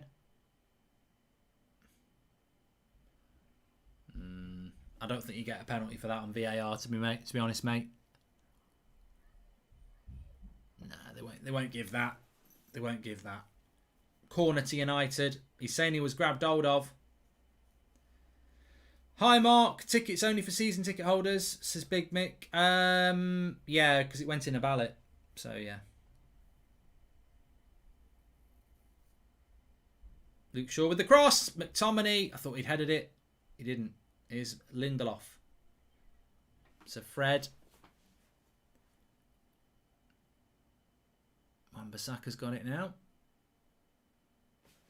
Did you vote for Player of the Year? For whom can you say? So Salah Ahmed. I didn't actually vote in the Player of the Year vote.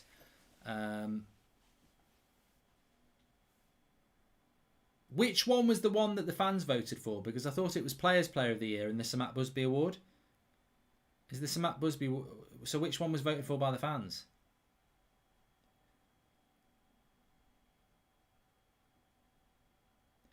Cavani! Oh, what a goal! What a goal by Cavani! Give it to Eddie Cavani. Pass him the ball and watch him score all the goals. Absolutely fantastic. Absolutely incredible. Absolutely magnificent. Brilliant goal. Wow. Wow. He's got the wow factor. And I'm so pleased that he's signed his contract already, because there might only be 10,000 fans in there. But to do that in front of the fans, he'll know he's made the right decision. It's De Gea here. I think it's an assist from Bruno. Of course, it's an assist by Bruno. Bruno with the little flick. De Gea into Bruno. Bruno with the flick. And then the keeper's off his line and he's chipped him. Oh, it's delightful. What a goal. What a goal by Cavani that is. Lovely ball by De Gea. Lovely flick by Bruno. And then Cavani's through. The intelligence from the flick from Bruno. And then the sheer class from Cavani to chip a keeper from what? 40 yards out? Lovely flick by Bruno. I don't even know if Bruno flicks it. I think he tries to flick it. It might just not. There might not be nothing in it. They're talking a little bit about offside. But it's a lovely flick. It's a lovely chip. Pure quality by Cavani. Someone get the ketchup, because that's delightful. Brilliant goal. And it is 1-0. And I told you Cavani would score. People said, ooh, will Cavani score? Well, they're checking it on VAR. Don't take this. It's onside. It's onside anyway. They've already said it's onside. 1-0 to Manchester United. And it's Edison Cavani. What a goal. Magnificent. Magnificent goal for Manchester United. And Cavani gets his first goal in front of the Old Trafford crowd. There's more to come.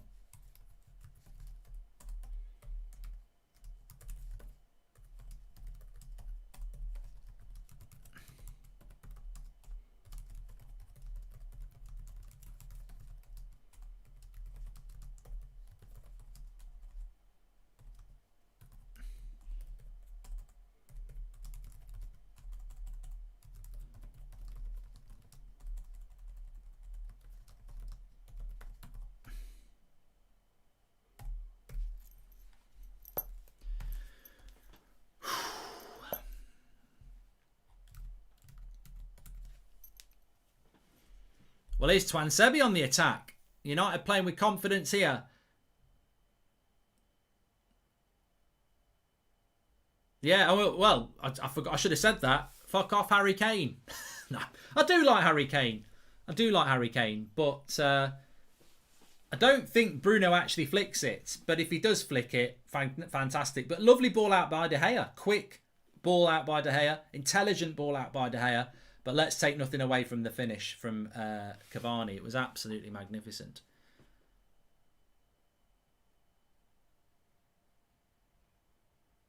And Lewis says, and Harry Kane needs, we need Harry Kane. Why?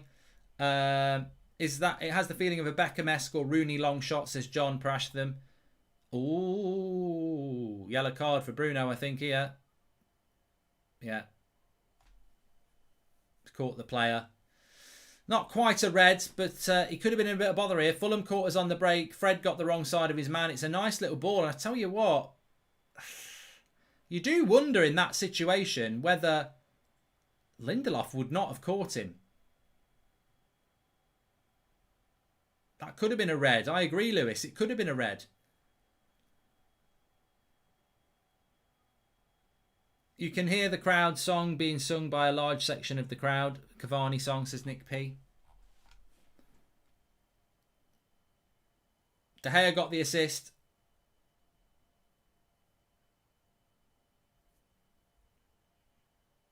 But anyway, free kick from Fulham. Fred puts it out for a throw-in. Too far out for a red. Yeah, probably what. I wouldn't have given a red for it, but it's just interesting because I think if he'd have got the touch on that, Bruno wouldn't have caught him and neither would have Lindelof, so it would have been a one-on-one. Strong play by Luke Shaw there. Come on, lads. Let's not go sloppy now.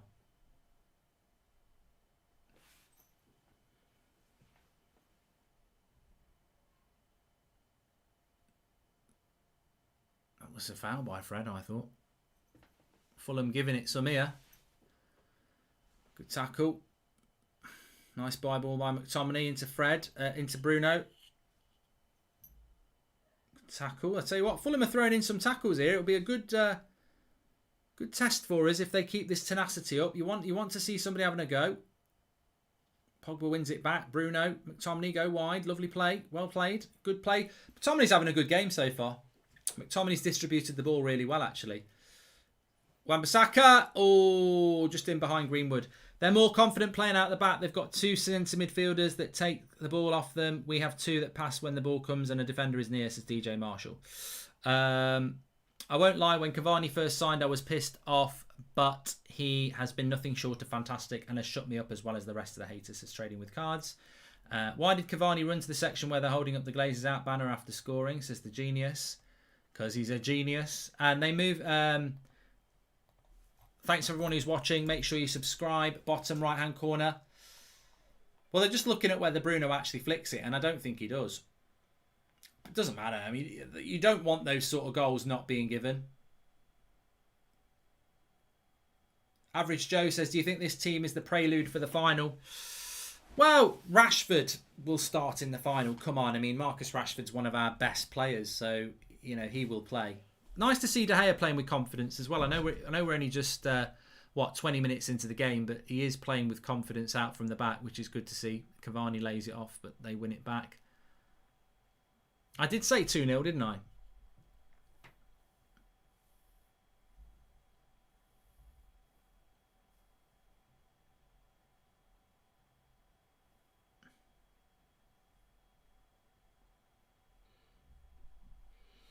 Some people are saying it was offside. There's nothing worse than a cold cup of tea. I hate it. Absolutely hate it.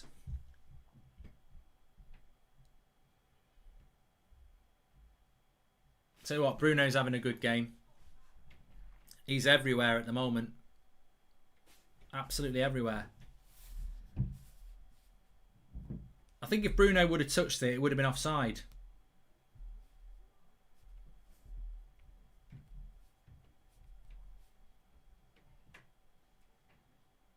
Luke Shaw, lovely ball into Cavani. Into Fred. Go forward, Fred. There's three bloody players. Good. I thought he was going to... I'd have slaughtered him then if he'd have passed that back to McTominay. There's three players on the overlap. That's gone out for a throw-in. Poor ball by Greenwood. Please subscribe, by the way. Bottom right-hand corner to do that. We're on the road to 47,000. Live every day at 10 o'clock with the new show, and then 8 o'clock every night as well. So get involved. With that, who do you reckon will be poached from this Fulham squad in the transfer window? I've got no care, Mr. Majax, to be honest. Their goalkeeper's good, but I wouldn't want anyone from Fulham. Do you think McTominay and Fred would dislodge Fulham's midfield as a relegation team? Surely they would. Surely McTominay and Fred are better than what they've got. Oh, that's late on Pogba there. And he's played it on.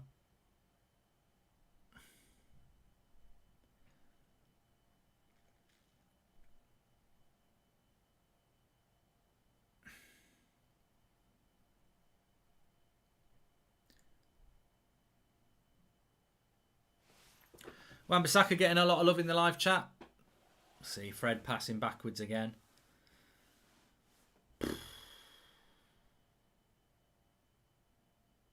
Good play by McTominay again. I've seen a good few, some good passes from McTominay today. It's like somebody's told him to pass the ball forward.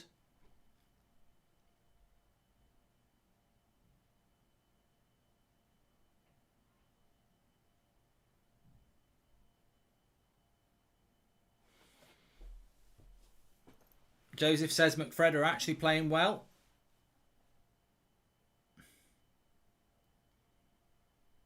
That's a good ball to Pogba. Nice. Good.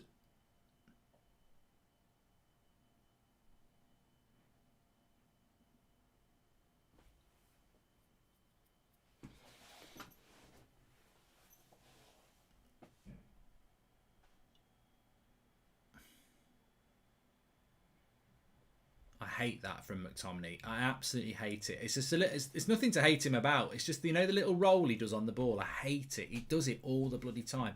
Where he puts his foot on the ball and then he does this roll thing. I just can't stand it. Mark, CDM and centre-back should be our priority, not Harry Kane. I agree.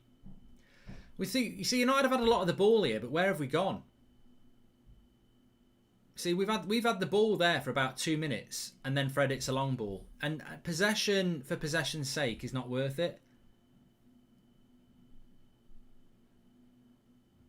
We had a lot of the ball there, and to not, you know, we basically went from here to here to here to here, here, back, and then hit a long ball. Here we go, Cavani. We've won it from a mistake. Bruno. McTominay, hit it, Scott. Oh, hit it, Bruno. Oh, what a shot and a great save by Areola. Lovely play there between McTominay and Bruno. Oh, he was close. It was close. Very close. Why aren't you at the game? Because I'm doing a watch along, mate. That's what I do. Been doing it for 5 years. Thanks very much, though. Very good save. Nice little back heel by McTominay. Lovely hit by Bruno. And the keeper does well. He's a good keeper, that Areola.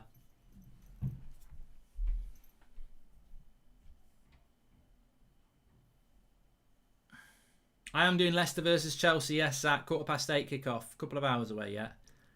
When McTominay passes his way, moves back and never forward for a 1-2, surely that has to be an instruction from the coaches. Look what happens when he goes up, says Jake Marshall. I've always said this about McTominay. The best thing he does is gets to the edge of the box. That's where he causes the most damage.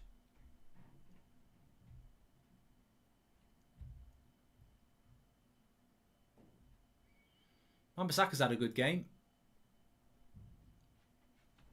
Nice ball by Greenwood into Pogba. He's got some space. The quality of United is showing through here at the moment. Ollie's happy, says Ryan. I think we're all happy with this at the moment. Good start from United. Concentration. Keep that clean sheet for David. Secure his place in the final. Hi, Mark. We need to build a team. We need a CDM, a centre-back, a right-back and a winger, not Harry Kane. A waste of the transfer budget, says Mohammed Idris. You're right, Mohammed. Is Wan-Bissaka with the cross? Ooh. Fulham are playing a little bit like a team that's relegated, because they are. And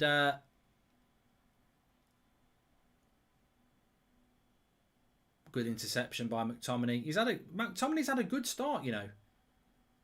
Greenwood, Bruno. Oh, why did he hit that one first time? Foul by Pogba.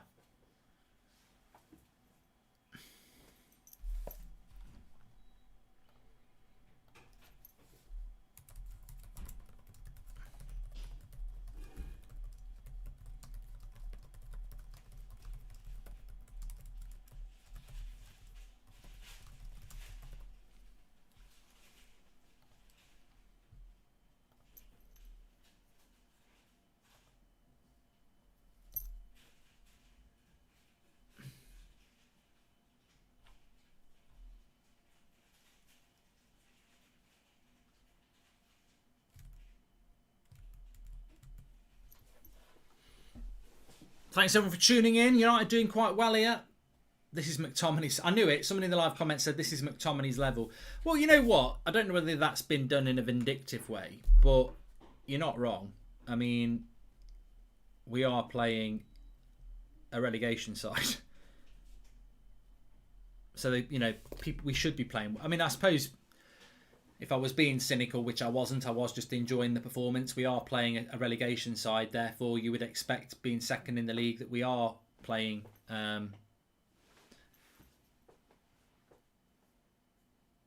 well.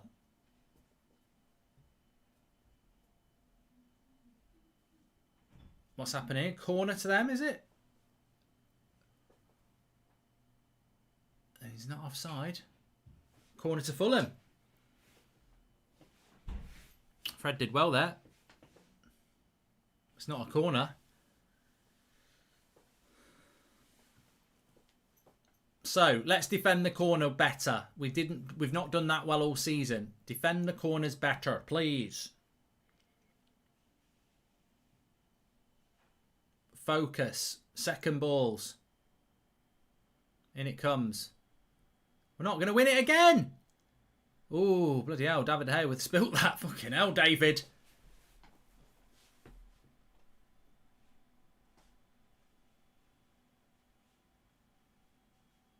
De Gea got a little bit lucky there. A little bit like what Henderson did against Liverpool. But Henderson didn't get that look. But more interesting than the little fumble by De Gea, which led to nothing. Very easy header won in the box again. Very easy header won again. If we played the same way, Michael says, if we played this the way some wants us to, Bruno controls that ball and plays the simple pass and we don't score. Hope Flex, ask him about that after the match, says Michael. Injury for Fulham here.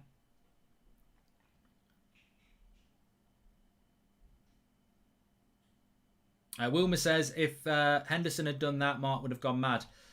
I don't recall actually going mad about Henderson either, to be fair. I'll call a mistake when it's a mistake, but that didn't lead to a goal, mate. To be honest with you, I'm more concerned about a Fulham player winning another header in the box. They're showing the Cavani goal again. What a hit. What a chip. Who needs Harry Kane, hey? Lovely run by Cavani. The accuracy to do that is world class. Get some ketchup on that chip. It's beautiful. It's beautiful.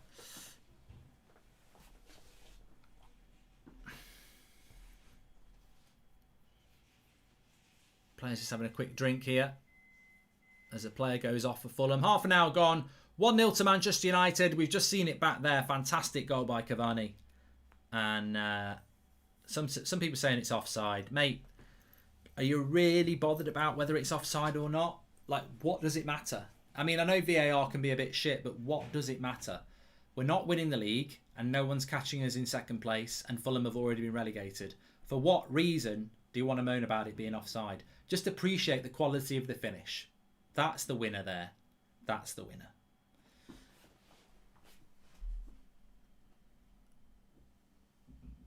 I presume Bruno's the captain today. I've not even thought about that.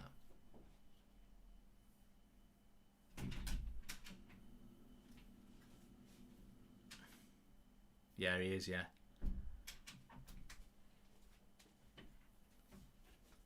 So Fulham make a substitute there. I'll tell you what, it's nice. I'll tell you what's nice to see as well. The sun shining in the UK because it's been crap weather for so long. Fans in the ground, a sunny evening in the UK. What more can you want? Get the barbecue out.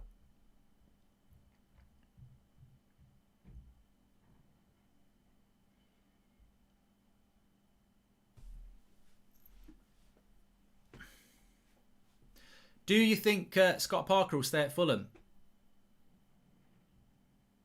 I think he'll leave Fulham to go to a better job at some point. But he's a young manager. I think, you know, go to Fulham with the. Oh, watch the return run. Fred's lost him. Good tackle, Lindelof. Good tackle, Lindelof.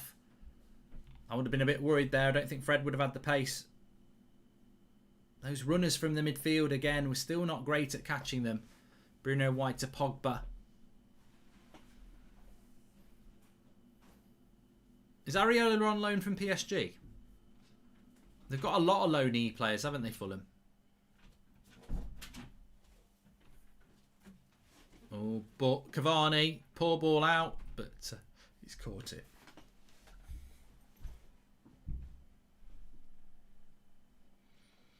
Yeah, he's on loan from PSG. Thanks everyone for letting me know that.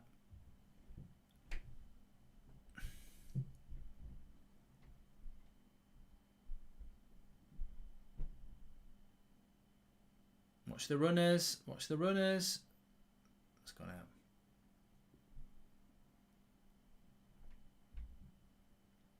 Yeah, I agree with you, Kevin Shields. I think Scott Parker's definitely got potential. Maybe another year at Fulham will do him quite good. You know, you get your parachute payments, get promotion again.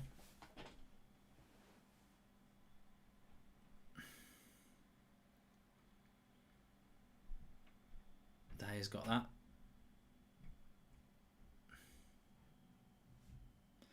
I think De Gea maybe should put the put a cap on like Henderson had on. There is a bit of a glare there. Who do you think is going to win the Euros, says Tazin? I've not really looked at it massively yet. I'm looking forward to the Euros. I've got to say, I'm looking forward to it. I do like a summer tournament, and it feels like we haven't had one for a few years. I mean, it's 3 years since the World Cup, isn't it now? So we're well overdue a summer tournament. And, oh, it's a terrible ball by Luke Shaw. Twan Sebi, do your job.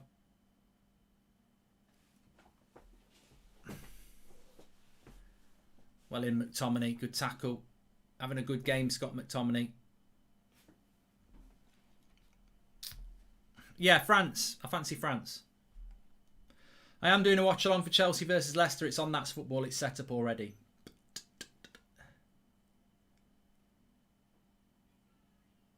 Luke Shaw was a little bit sloppy there. Yeah, Chelsea-Leicester's a massive game, isn't it? I mean, it doesn't make any impact on United, but realistically, there's no result that won't benefit Liverpool. Liverpool win their last 2 games, they'll get top 4. It really is a shootout between Chelsea and Leicester for the Champions League. If Chelsea draw that, I don't think they'll get... Leicester, win or draw, should be all right. Chelsea can really have to win. I think they will as well. I think they will.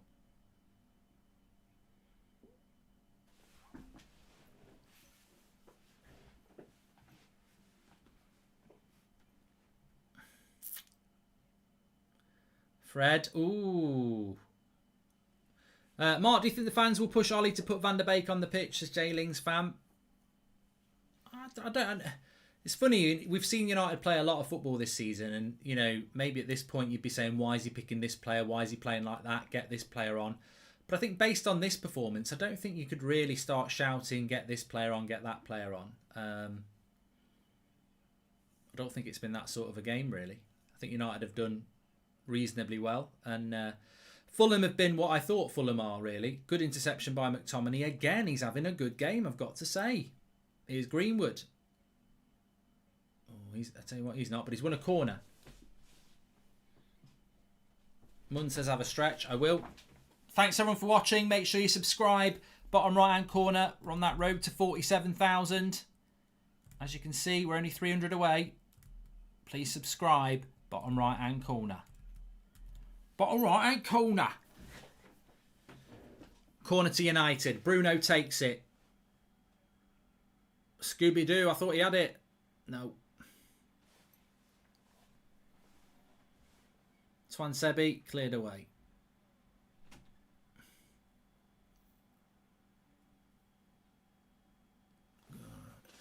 Oh, he's a bit raw, that number 29, but oh, what a ball. What a ball. Good save, De Gea. He left, and that is why Lindelof needs to go. One ball, and he's dead. Absolutely dead. Look, and that is why Lindelof's got to go. He had a head start, and he lost it. That is why he's got to go.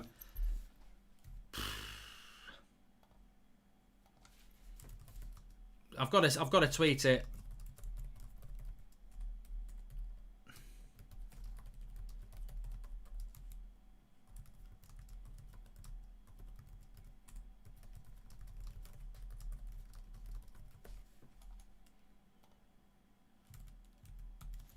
Very, very lucky there. Very lucky. This is why Maguire and Lindelof don't work. He's got a yard head start on the striker there. It's one ball in behind. He gets out-muscled and out-paced. I mean, if that's Mbappe, if that's Harry Kane, if that's bloody Salah, we're 1-0 down. I mean, he didn't really take it that well. I don't think it was an amazing save by De Gea. It was a good save, but he's lucky. He's lucky.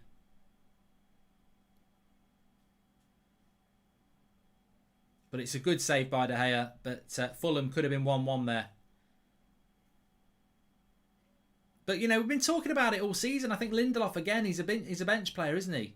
If you've got a couple of injuries, fine, fair enough. But, oh, God, he's got a nosebleed there. I think it was an accident by Mason. Let's have a look. Yeah, he's just caught him in the face with an elbow. Which sounds worse than it was, but he's literally just caught him on the nose. Yeah, but going back to that there, this is what we've been talking about all season about Maguire and Lindelof. It just doesn't work as a pairing. It really doesn't.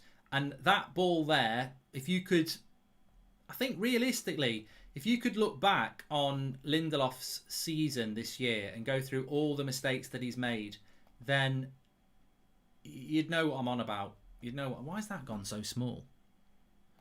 See if we can fix it while we're live.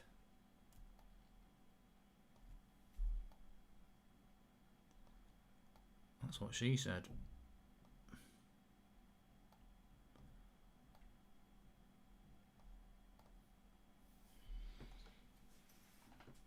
Yeah, I mean, you think about some of the goals we've conceded this season. Lindelof was at West Brom where he got out-muscled in the air. There he's got outpaced. There's a few examples this season of what Lindelof's weaknesses are, and you know, lack of pace, lack of strength, lack of aerial ability. You need to be better than that. We've got really quite and complacent with our play. Need to learn how to keep that intensity up. Lindelof bullied, need the pacey centre-backs as Vignesh.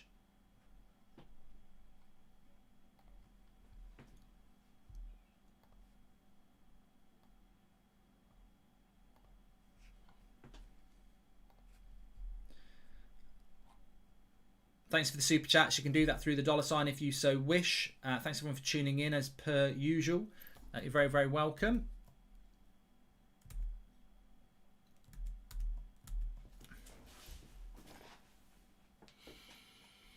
Five minutes to half time, although there'll probably be a little bit added on here. You can blame Lindelof, but it starts with Twansebi bottling the second ball and Shaw getting turned inside out. Mistakes everywhere, says Sean Turner. There you go. Sean wants to make it a bigger issue than that. Nice play by Pogba there, even though he's on the ground. Yeah, I don't know whether it's a psychological thing, but the back four without Harry Maguire, as has been said, does look a little bit shaky. Nice play by McTominay there. I tell you what, can I just shock you? My man of the half, Scott McTominay. Legit. Him or De Gea, really. I think De Gea's made a massive save and had a big part to play in the goal. Thanks for the contribution there, Paul Shannon. I think McTominay's been tidy today. He's not proving me wrong. He's doing it against the Championship side. What do you think Lindelof's value is? He's pony, says Josh Reynolds.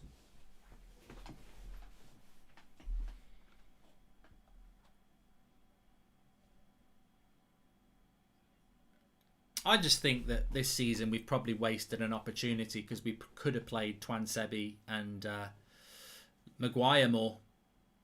Go on, Bruno. Oh, good shot again. He's had 2 good shots from distance, Bruno, today. He's on it. He's on it, which bodes well.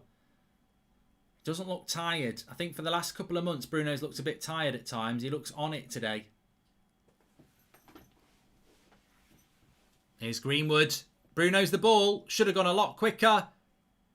That needed to go quicker to Bruno from Greenwood there. He took a touch too long. He could have literally played Bruno in.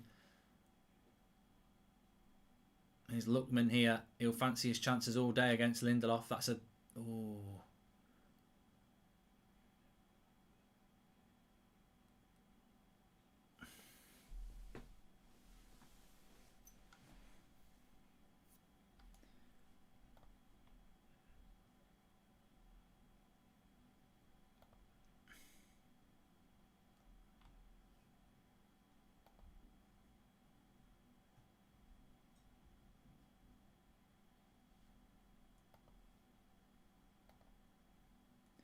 Maguire would have been torn apart by that pass as well, says Vader is dead. Yeah, he would. You're right. It's a nightmare ball if you're a striker. It was a very good pass that exploited Lindelof there. 2 minutes to half time. United lead 1-0. My score prediction was 2-0. Just a little bit of an update on Harry Maguire, by the way. Do you think McFred are playing well because there are fans in the ground? Also, are there any old firm players you'd like to see at United as tired guy? I don't really watch Scottish football, tired guy, so I don't really know whether the standard's that good. There's a few people that get mentioned, but I don't really know. I mean, look, in recent years, Kieran Tierney's come down and done very, very well. I don't know really. Areola can be a good backup for De Gea when Dean leaves, says Pisco. I think I disagree, mate. You know what? I think do you know who I think would be a good backup for David De Gea? Ben Foster, someone like that. You know, somebody who's going to come to the club, who's a decent keeper that you're probably never going to need to use. But, you know, I think Areola's the same as Henderson. He's too good. Like, it'd be too good to be on the bench. Romero was the best person to have.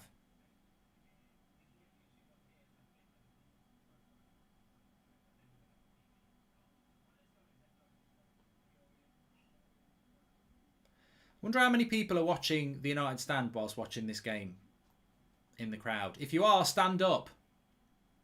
See if anyone stands up.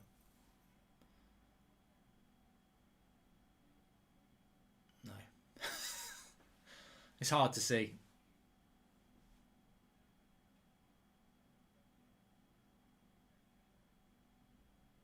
They just stood up. Probably just fancied a leg stretch, to be fair.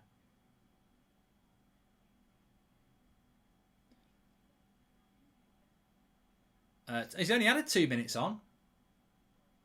2 minutes to go to half time. Nice ball out wide. Chance for a cross. Well done. Is that McTominay again? It was.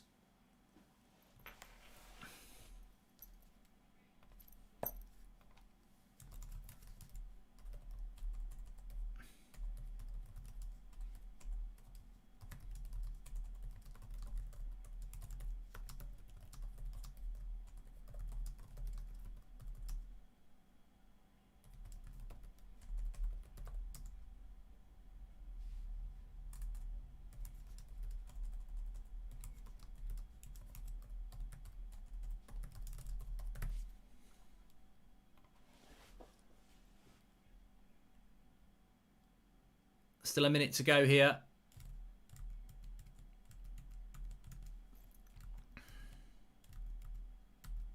Oh, I'm pissing myself off now. Oh, come on. Stop me so thick. Can't get back to my live chat.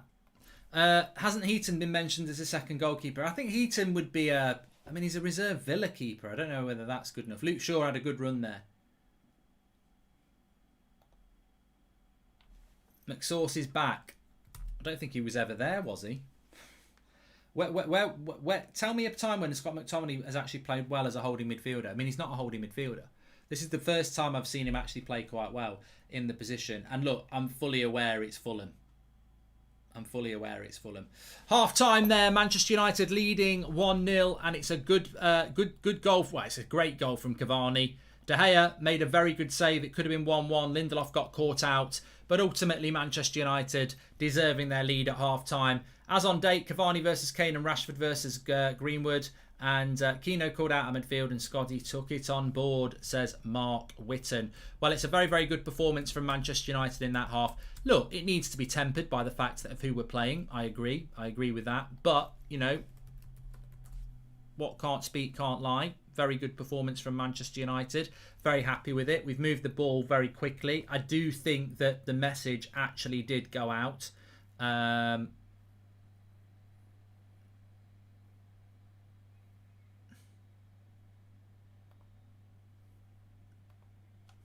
But yeah, I just tweeted that McTominay was man of the half, and it's not gone down that well. So I'd be interested to see what people thought. I mean, look, I think it's been a very equal game. Don't think we've dominated Fulham, but I think we deserve the lead. I'd be interested to see what people actually thought about that half. What did you genuinely think then? Did you think it was good? Did you think it was bad? Do you think we could have done some things better? That's what it's all about at the end of the day. So, you know, let's have a look what people have got to say. Cycling, goalkeeping vlogs at Carrington every week would be great. Not going to lie, get Foster in just for that, says Jack. I think it's a lack of rotation and cohesion between these set of players rather than absence of Maguire, says Nitin. Lincoln Designs probably sums up what I would say, really. McTominay's played really well, but you've got to remember that it's Fulham. And I think that's a fair representation. I mean, De Gea's actually trending on Twitter. I don't know why. But hopefully that's for good reasons. Look, it could have been 1-1. That chance for Fulham as he runs through, it should be 1-1. Good save by De Gea. Lindelof caught out, which is why we need a quick centre-back. It's not been totally fluid from United, but if this was a game in October, I think we'd be very happy with that. You get the early goal, you're 1-0 up, and we're far from in control of the game. I still think what I would say is, despite McTominay and Fred playing quite well, are we dominating that football the way Man City would? Are we dominating that football the way Chelsea would? No, we're not. Basically, we're saying that McTominay and Fred are playing well because they're not playing atrocious. Even when they're playing well, we're not running the game. So look, fair play to them, they've played well. But actually, when you reflect on that game, very equal game. The quality of Cavani is why we're in front. Couple of good shots from Bruno, but clear-cut chances, probably Fulham. That chance when Lindelof gets away. So it's not been dominant, but it's been interesting in the sense that we are currently in front, of course. But second half, let's see if we can kick on. I think Fulham will come out and do the same again. Why wouldn't they? And we will just have to take it on the chin and see what happens. It seems some players are overplaying for the crowd. We can play forward a lot quicker. Decent half, says Kevin Hodes. I don't think they're overplaying to the crowd, Kevin. I think that ultimately it's just the fact that we've been like that all season. We don't move the ball as quick as we should. This game is Exhibit A for why we need a CDM over a striker. Give it to Eddie Cavani, Sasakin. Yeah, I mean, look, you don't need Harry Kane. You don't need Harry Kane. We've got Marcus Rashford on the bench. We've got Anthony Martial coming back.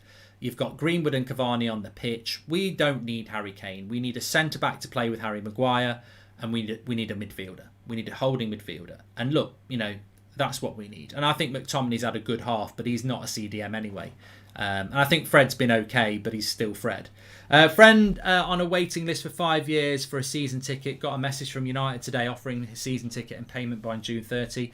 He said, no, Glazer's out. Ian Hanley, thank you very much for that. Fair play to your friend. And give Fred 3 to go. Lindelof has got to get educated to Carlos. Lindelof's getting bullied again. Lindelof is Lindelof. He has his limitations. It's as simple as that. He's not particularly quick. He's not particularly strong. And, that's where we are. That's where we are with him. I like Lindelof. I think, again, Lindelof falls into that category where I wouldn't sell him. But, he's limited. I think across the whole of the United side, you've always got to say, would that player win me the Premier League? Are they good enough for us to win the Premier League? And I would say, in relation to Lindelof, what I've said many, many times before, absolutely not. Absolutely not. He's limited. He's a limited company. He's limited company. So no, I wouldn't go with that. To be fair. Oh, what's going on here? Sorry, mate. Let's see if we can get this right.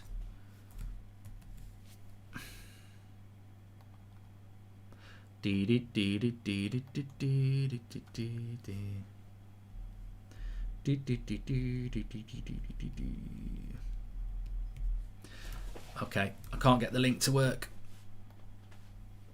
Right, let's have a look at the live chat. It was Dave saves us in the past, and now we're struggling to save Dave at our club. Save Dave, says Punnett. We are playing a strong team and we are ahead, but we are dominating. I don't think so. How many times did we cut their defence open?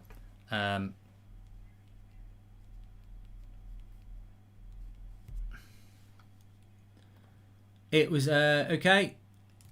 Is Pogba playing? I mean, look, yeah. I mean, you know what? I think that's a great point. Paul Pogba. Paul Pogba is very quiet in this game.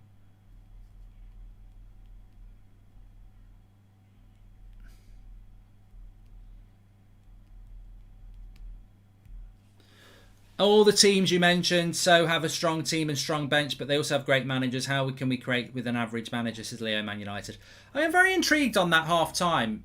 Very intrigued at half-time. What is your general thoughts on that half? I know we ask it every single game, but what is your general thoughts on that half? Because it feels to me like people are saying, well, they're just looking at the Bruno. Does he flick it? I don't think he flicks it. I don't think Bruno flicks it. But I mean, look, this is how sad has football become that we're looking to see if there's a flick on the ball from Bruno Fernandes to see if the player's offside. You know, is that what football's become? Lovely finish by Cavani. Hi Mark, planning on going to a United game anytime soon with the fans getting back to the stadium? No. I mean, do people just not know what we do on this channel? I'm fed up of boring questions about when I'm going to go to the game. 5 years I've been doing watch-alongs. I do watch-alongs with, you know, 25,000 that was made for the channel 4 years ago. This is what we do. If you don't like it, don't watch it. All the teams you mentioned so far have a strong team and a strong bench, but they also have great managers. How can we create a team with an average manager? Well, I've read that one. I feel stupid now for reading that twice. But yeah, Pogba has been quiet in this game, and it goes back to the whole thing. I don't like McFred. I think they've played well today, but have we dictated the ball enough? No. Even when McTominay and Fred play well, have we run the game from midfield? No, it's been a very equal battle. I would like to see Paul Pogba playing in the midfield. I think on the left wing, he hasn't had enough of the ball, and he's quiet. And this is why Paul Pogba should be playing in the midfield. He's too good to be out on the left wing. You know, Greenwood and Rashford, they can have a quiet game because they're wingers or whatever. But Paul Pogba is Paul Pogba. He should be in the midfield. He should be dictating that game. Instead of, you know, if he's on the wing, he gets 10 touches. If he's playing in the middle, he gets 30. Think about how many touches McTominay and Fred have had and how many touches Pogba's had. You want to get your best player on the ball. And I think that Paul Pogba should be playing in the middle, especially in a game like this. Look how much space Scott McTominay's getting. The reason McTominay's having a good game is because nobody's pressing him. He's getting the ball, he's doing his little pivot on the ball like he likes, and he's spraying passes around because he's got so much space. Imagine how much time Paul Pogba would have on the ball if we played him in the field. De Gea did what Hendo should have done against Salah, says Sachin. Yeah, close your angles, mate. Close your angles.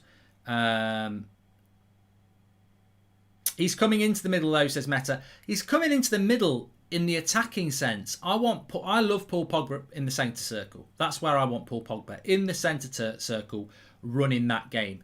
Paul Pogba should be running that game from the middle, not stuck out on the wing. I remember when you started, you done shows walking to work, says John. I did. He's big, he's brave, he's Spanish Dave, he makes great saves, he never shaves, he's flying through the air. It's been marked down as a Bruno assist, says Easy Deeds.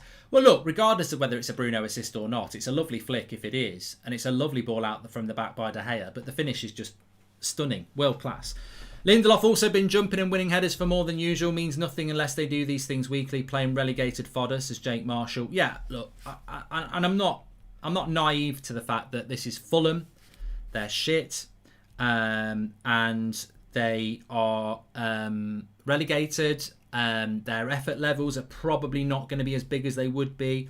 So yeah, I take all these things on board. But ultimately, we're also looking at, we've got a game next weekend. We've got a game next weekend, and then we've got a final in a week.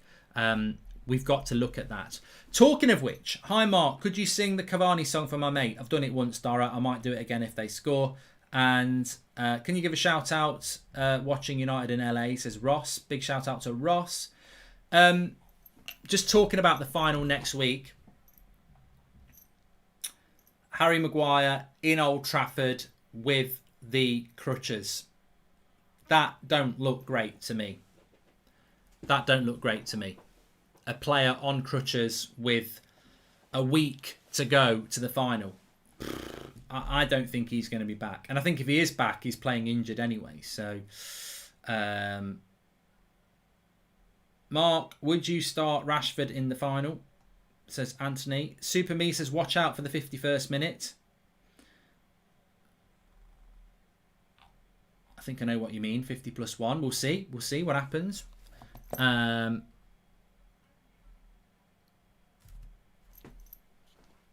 if everyone got up and walked out. Neville said he won't be there for the final.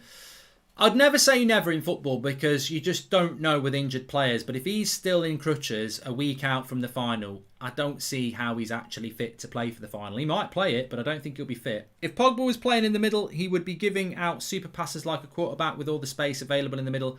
Scott can't see the runs. And that's something I agree with you on, Rawl. I think that McTominay and Fred have had so much space in this game that Pogba could just, Pogba, McTominay or Fred in the centre, Rashford and Greenwood out wide, Twansebi to start the final playing well, says Joe Palmer 22.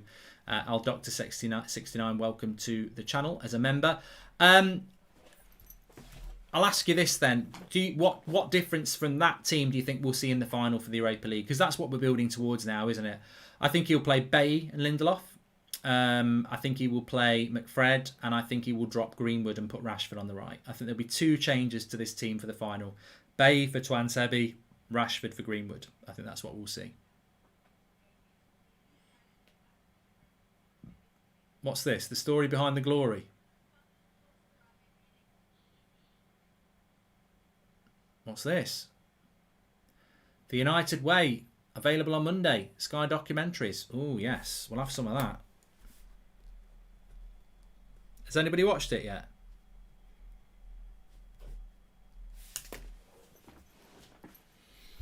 The team should stay the same, says Connor Head. Please subscribe, by the way, bottom right-hand corner. We're on the way to 47,000, as you can see. Good luck, kid. Love from Ireland, says Leo Fortune. Thank you very much, Leo. And if Cavani's second season is similar, will he have honoured the number 7 shirt, says Chase?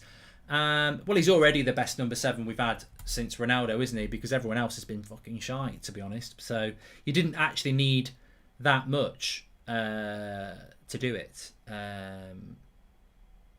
No, some people have seen the United Way. I've seen people talking about it in the chat. Bain for Twansebi, Rashford for Greenwood. I actually think he will play Henderson. Hope David starts. If he starts Henderson in the final and we lose, then Ollie, I'll be disgusted. Clark says, do you own the United stand? Yes. And bring Amad Diallo and rest Rashford for Europa finals, says Isaac. Joking. I mean, look, if he picks Dean Henderson in the Europa League final, I'm happy to... Well, I'm not happy to say it. If he picks Dean Henderson in the final ahead of De Gea, I can't understand why he's done it. I can't understand it. There's... look at the evidence now. What can Dean Henderson do in a dead rubber game against Wolves to put himself in the final? Even if he saves 3 penalties, what is that enough? Like, the reality is, David De Gea has had one bad game this season. That was Everton. He was world class against Roma. He looks switched on again tonight. He's got to start the final. I can't see it. I can't see him not doing that. I want Pogba in the midfield, but I'm so scared that Ollie would ask him to just sit back and defend like he does with McTominay, says Bradley. Players coming out here for the second half. Watch out for the 51st minute then. Let's see if anything's going to happen there with the crowd. I don't know. We'll see. But players are ready to come out. And obviously, there's not been any changes.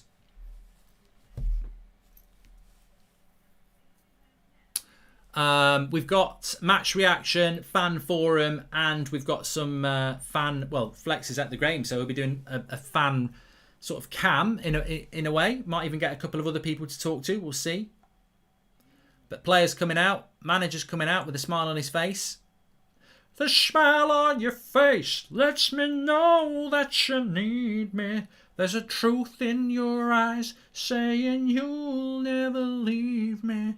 The touch of your hand makes me catch you whenever I fall. I don't know why I'm singing Ronan Keating. Someone's got to.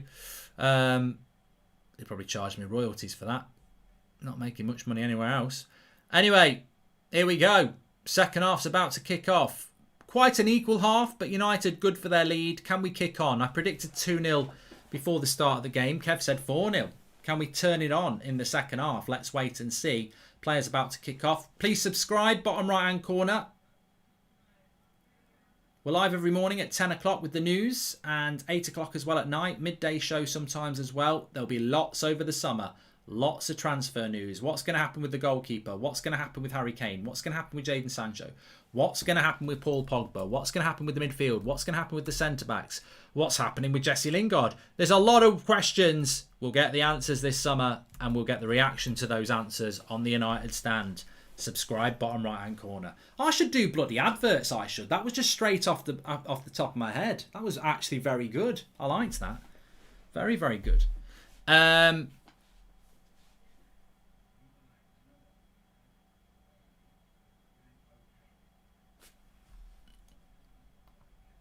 Seeing Twansebi play today in the state of Maguire makes me think he's seeing which one out of Twansebi and Bay he wants to play for the final, says the Connor. Good idea. Good luck. Oh, I've done that one already.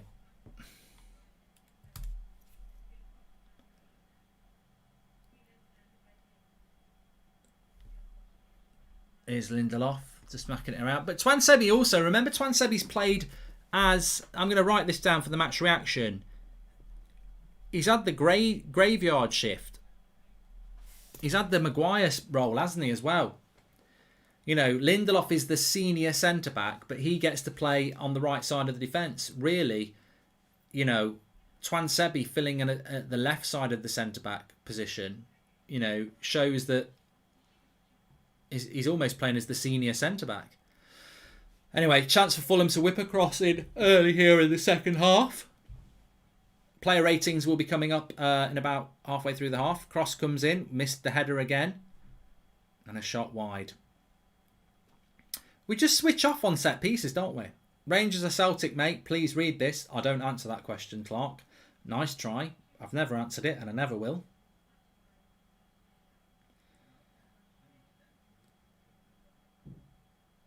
Free Donny, says Adrian.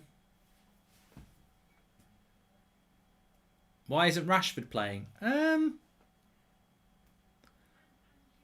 suppose you'd give him a week off, really. He's had a busy season. I still don't think he looks quite fit.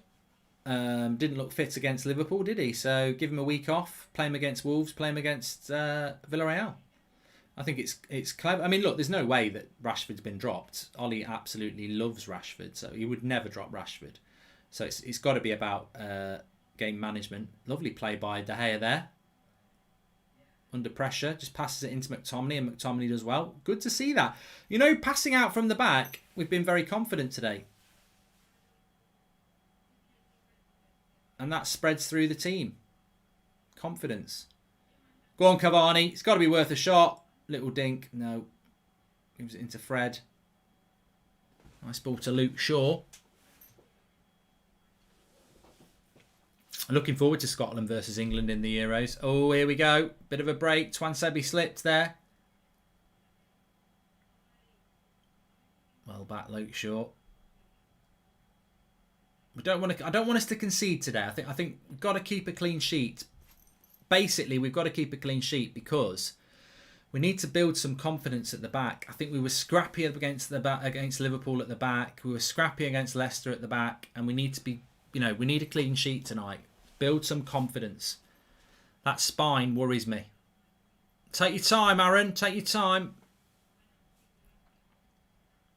Nice ball by Greenwood into Pogba. Let's get Pogba on the ball a little bit more. Are there any phone cams, post games, or waiting until things are completely back to normal? Says Joshua. We might be doing a couple of fan cams after the game. You've got to play it by ear because obviously it's a COVID world, and you know we've not been to a game in this world yet, so I don't know whether congregation will be managed, things like that. But we will have some footage for you from the game with Flex. Yes, here's McTominay. Look at the acres of space he's got, and Fred. Fulham have really stood off our midfield. Mark, have you seen Guardiola's video smoking a cigar?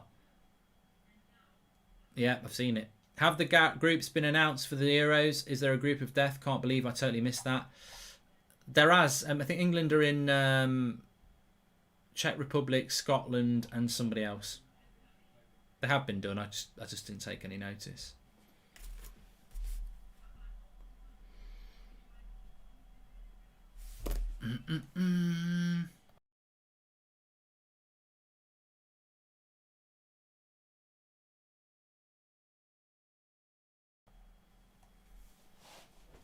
It's only a bit.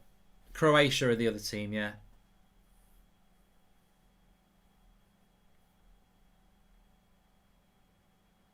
England should get through that group.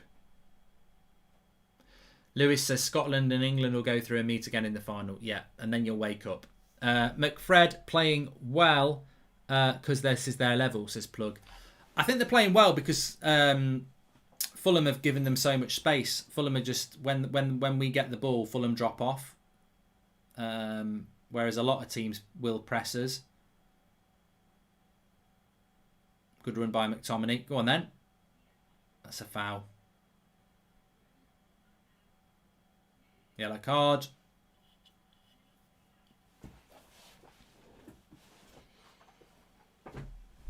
Started with Fred. Good driving run by McTominay. Strong run as well. Gets fouled.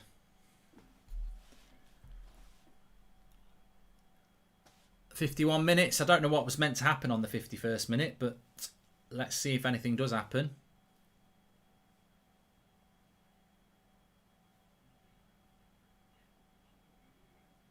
Can't see anything happening, to be fair. Maybe that was just a fake thing.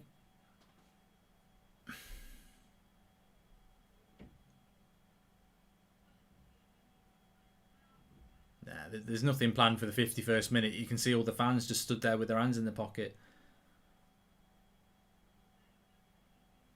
Anyway, free kick here. It's a good free kick position. I think Bruno fancies it.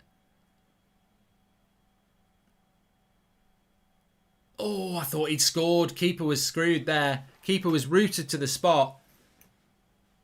And Bruno knows if that's on target, he's in. He's hit it well. He's just hit it wide. Keeper was in all sorts of trouble. Oh, I tell you what, it's not far off. He's not far off with this. Keep Pogba and Donny, sell Fred, Scott and Matic, says Jurchen.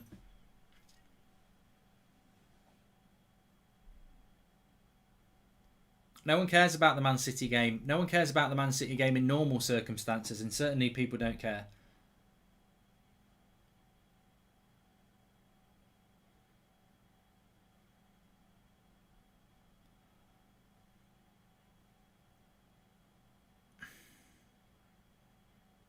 Good run by Greenwood. Go on. Put a bit of pressure on. They should not be able to pass that out from the back. Go on, Scott, have a shot. Blocked. Second ball, second ball. Go on, Fred. Nice. Nice. Bruno. Come on, we've got Fulham under pressure here.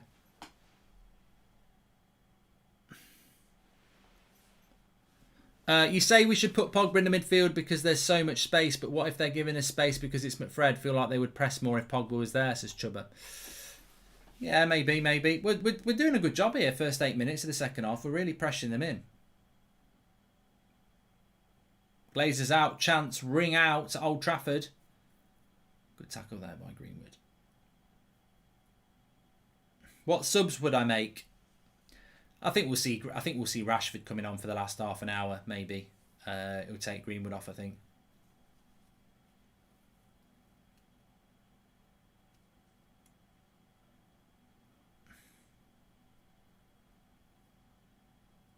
Yeah, there we go. Rashford's warming up.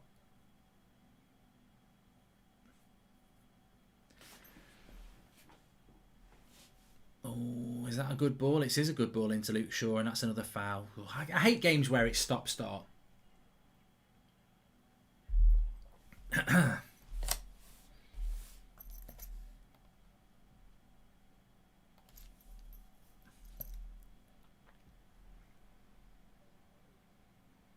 another foul there on Bruno. It's getting a bit stop-start, this game. I think the ref should probably just let it go a little bit. I hate games of football where it's stop-start. We've had 3 fouls in no time there. But look, they are fouls. The ref's given them, and United have benefited from them.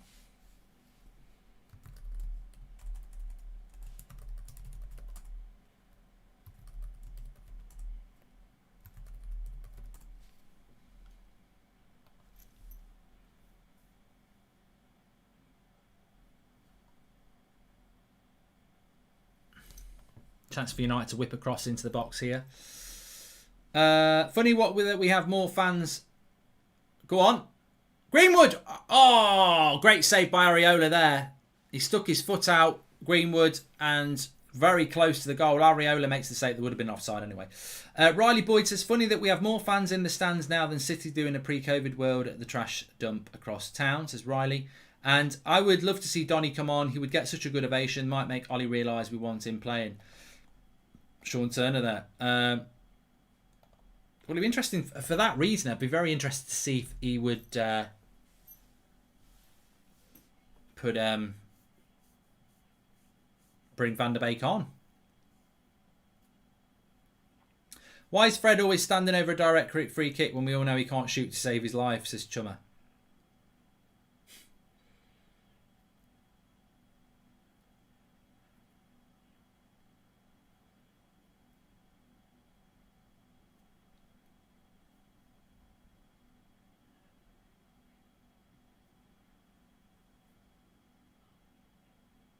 Wan-Bissaka should deal with that. What's he doing? What are you doing, Wan? Oh, he's won a free kick. Good. Cavani's work rate is excellent, says Katie.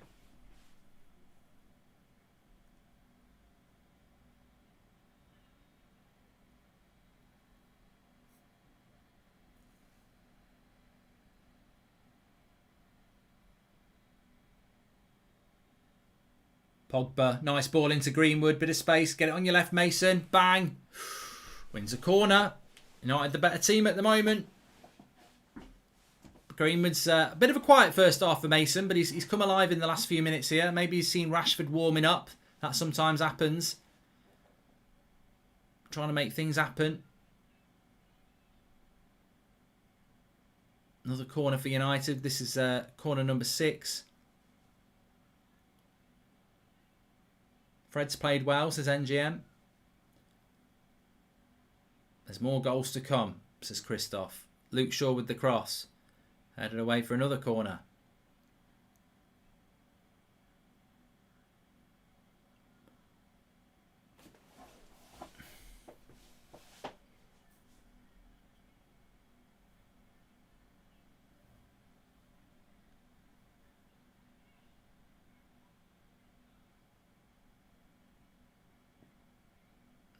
Is that another corner? No, goal kick. Arsenal are coached by a ball boy on steroids, says Aidan Haight. Hi. Why are Arsenal in the chat?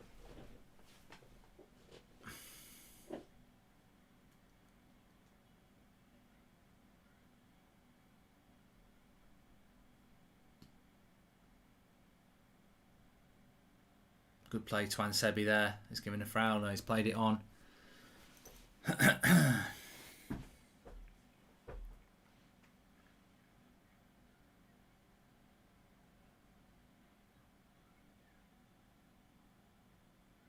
Are Arsenal aren't playing now, are they? I've got no idea what's going on. I think Arsenal are playing tomorrow, aren't they? Everyone's final game is on Sunday at 4 o'clock because they do that whole kick-off at the same time thing, don't they? Which will be interesting for the top 4 race. I'd love Burnley to get something against Liverpool tomorrow, but I don't think they will.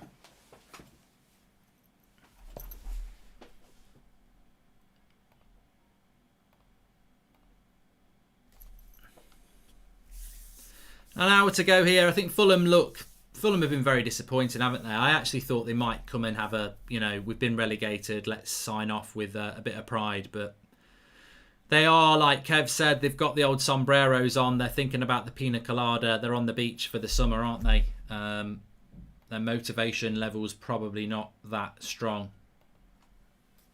Rashford looks like he's going to come on here.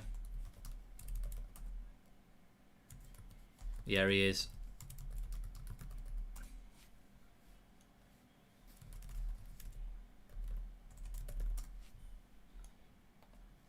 So Rashford's going to get the half an hour. I'm sure Ollie probably said to him, "I'll pencil you, Karaki. Tell Rashi I'm pensioning him. I'm penciling him in for half an hour. Don't worry, you won't get any less." "What about me, Gaffer?" says Donny. "Fuck off.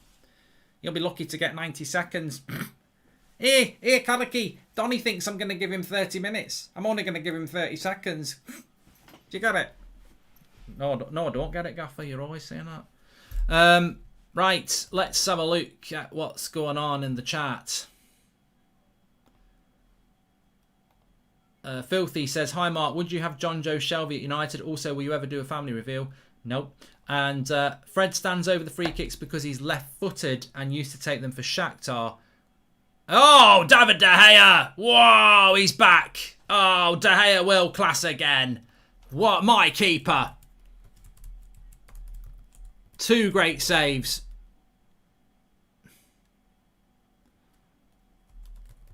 I'm sure he tips this one onto the post.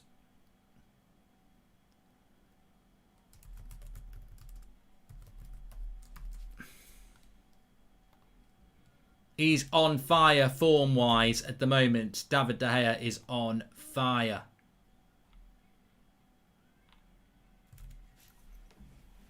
What a save. That first one, I thought it just went straight onto the post, but what a save. The second one is just pure agility.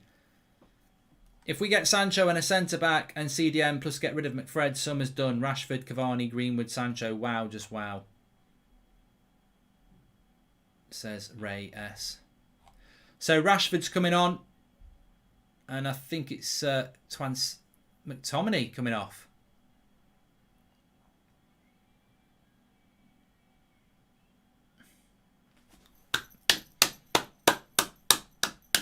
I'll applaud that. I'll applaud. I'm standing up to stretch. I'm not standing up for McTominay's hour against Fulham. But good hour from McTominay there. Can't really win man of the match now, but he's so basically what it must be just trying things out for the final, I think, here, because Pogba's going to drop in here, which I think is a good idea, and Rashford's going to pull over to the left hand side, of course. Go there like that.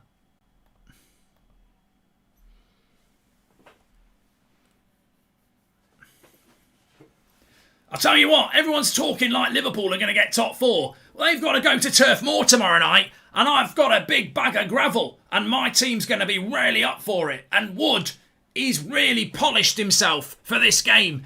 I've been spraying him with Mr. Sheen for the last 2 weeks, and he's ready. Loftus-Cheek coming on for Chelsea. So this is the team.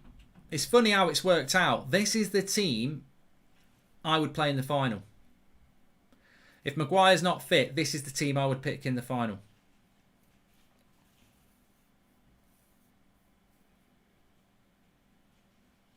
I love Pogba from deep. I don't mean like that. But it could have been 1-1 this game. Fulham have had 2 really good chances. Oh, Cavani's... I thought he tackled him well.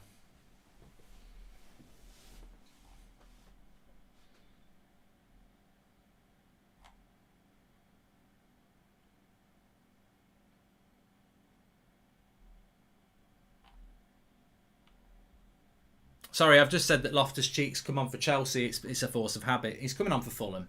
He's formerly of Chelsea. Give it to Eddie Cavani. Pass him the ball and let him score all the goals.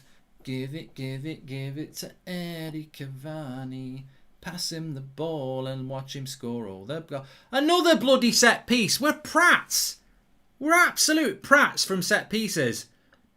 That goes across the whole red line and nobody gets rid of it. Come on, lads.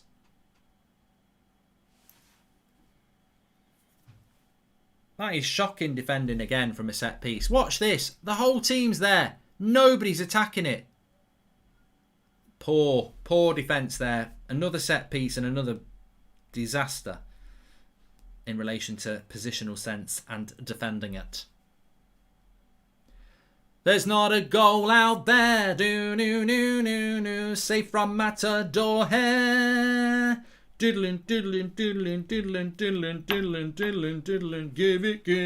it to Eddie Cavani. Pass him the ball and watch him score all the goals. Go on, Rashi, get a goal. Let's get a goal for Rashi. That's what we want to see. Rashi with a goal.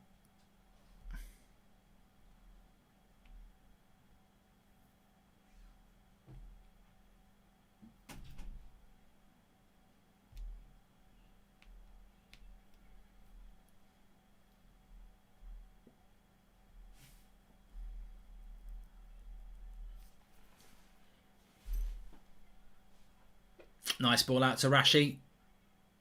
Oh, I knew he was going to do that. That's got to be a penalty. Is it a penalty? Oh, look, I knew Rashford was going to do that skill move. No, he's giving a free kick. I love this. Is it what do they call this skill move? The Goldbridge. Oh, it's so good. I can do that.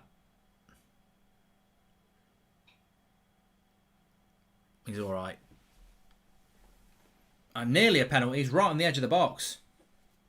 Rabana. Elastica. It's called the Elastica. It's not the Rabana. I call it the Goldbridge. If you could choose one player from the 98-99 season to join this team, who would it be? Garant, the live chat will answer it for you. I invented the Elastico. People think it was Ronaldinho. I'm older than him. I was about 5 down the local park and I was just practicing out some skills and I did it on my dog, the Elastico. And it just woofed in appreciation.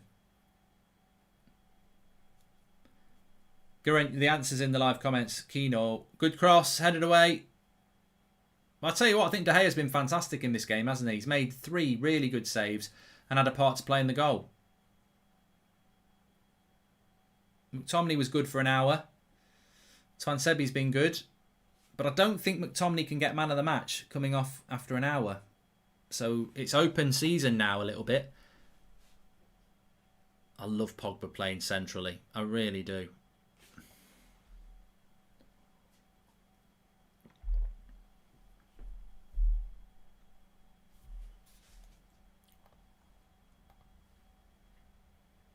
Oh, he's got a score there. What a cross. How does Greenwood not score? I don't know.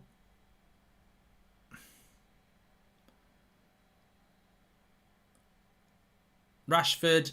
What a cross by Bruno. I tell you what, Bruno's been good.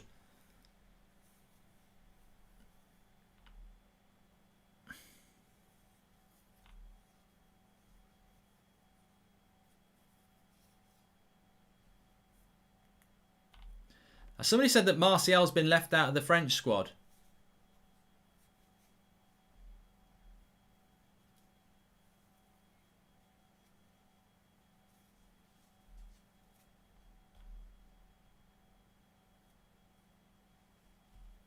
I'm not sure about that. Here's Fred.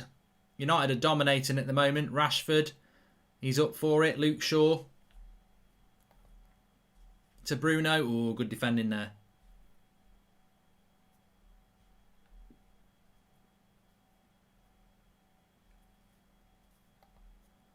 Rashford on the left-hand side. I'm just trying to see if this is true about Anthony Martial.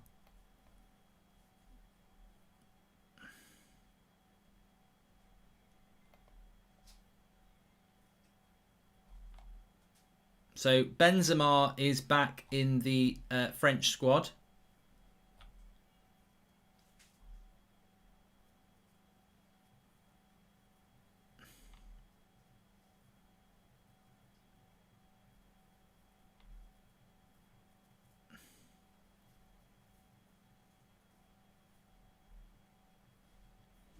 I don't know about Martial. Somebody in the live chat will be able to tell me. Do you own a leather jacket? I think it'd suit you with a nice pair of sunglasses and maybe a beard, says Lloyd. Okay. Pogba for man of the match to encourage Ollie to set him centrally more often, says Gershon. And official Benzema back in the French team. Pogba and Martial out for the Euros. Pogba and Martial out for the Euros, says Joskin. That's a bit unlucky for Martial.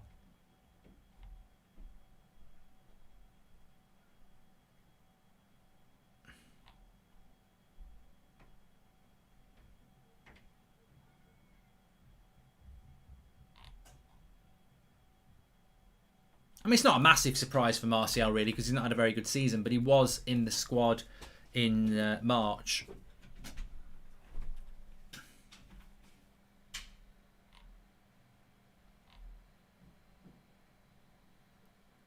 United doing well here. 20 minutes to go,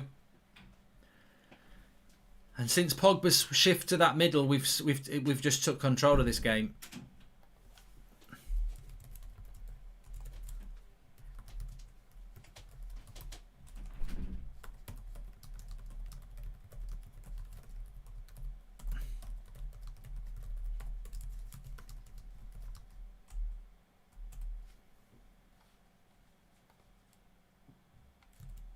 Which is what I thought would happen. I mean, look, McTominay's played well, but we're playing Fulham. Look at the space Pogba's got here.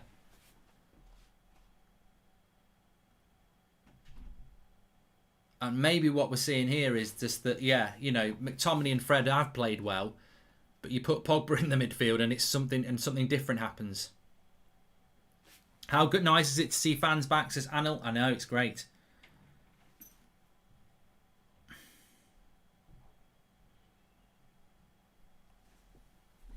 It's Pogba again. Look, you've got to put Pogba in the middle. It's just, it's different gravy.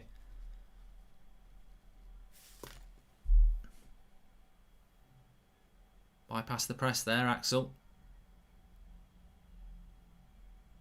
Luke Shaw's the ball.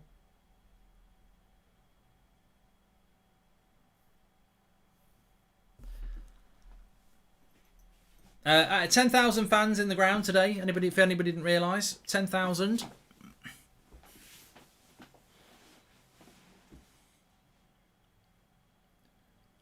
Lovely ball there. Pogba with the ball into Bruno, into Greenwood. Oh, lovely play between Bruno and Pogba there, and Wan-Bissaka.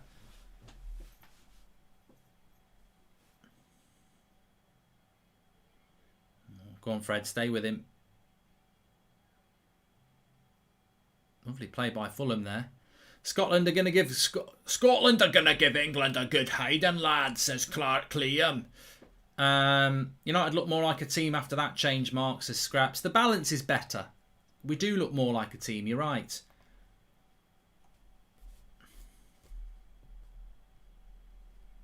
There's more balance in the force. Fulham sat me down, they're just shit, says Chubba. Yeah, they're going down for a reason. I think a lot of teams that I've seen United play this year, they've not actually been terribly bad, but they could play till Christmas and not score. I think Sociedad were like that. Granada were like that. I don't think they were much. AC Milan were like that. At times they played as well as us or better than us, but I always knew we were going to win because they just, we can score goals. We don't actually need Harry Kane. We can score goals. A lot of these teams just can't score goals. Nice play out there. Into Pogba looking that midfield. Oh, it's delightful. It's delightful by Pogba. Greenwood goes through. If this is a goal, it's because of Paul Pogba. Oh, great save, Areola. And Bruno shoots over. Oh, he's a good goalkeeper, that Areola. Greenwood should score, really, but it starts from a great ball by Paul Pogba into Cavani. Watch this ball by Pogba. Takes out the whole Fulham midfield. Cavani sees the run. Greenwood makes a great run. He should score, Greenwood, but the keeper does a great job. And it's a difficult finish for Bruno from there. But the ball by Pogba was delightful, and that's why I want Pogba in the midfield. That ball never gets played by McTominay or Fred. Never in a million years. It's the ability to not just play well, but when there's that much space to just run the game. And that's the difference. Fred and McTominay have played well with space. Pogba's took control of the game with space. And it's that what I want. This is the difference between being second and being a top side. You can play well. You've got to go beyond well. That's the standard we take. The pass from Pogba into Cavani is the pass I'm talking about. Cavani's pass is a good pass, but it's wide open. Why are people so thick? Cavani played the ball. Watch the bloody game. This ain't AFTV. We go a little bit deeper than scratching the surface. The ball from Pogba into Cavani is the pass I'm talking about, you bloody prats. People don't listen. 15 minutes to go. Player ratings is probably open, by the way. Let's just have a quick check. UnitedStand.com. It is. You can start doing your player rating.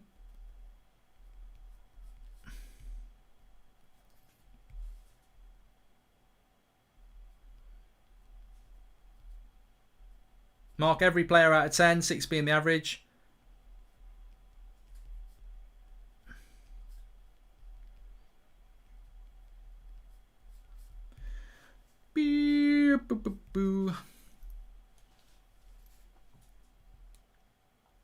Get Ahmad on for 15. Oh, fuck off. Absolute bollocks. Who's marking who here? 1-1. Bloody bollocks. Absolute jokers. Absolutely crap. That defence is shocking. It's so bad. It's another cross into the box. Watch this back. Right, there's your back four. It's in a good position. Wan-Bissaka's getting pulled in again. Watch what's going to happen here. He might be offside. I think we've got away with it. I think he's offside. David De Gea don't deserve to concede here. Oh, he's on. He's going to be on. It's a foul on Luke Shaw. There's a foul on Luke Shaw. What are they doing here?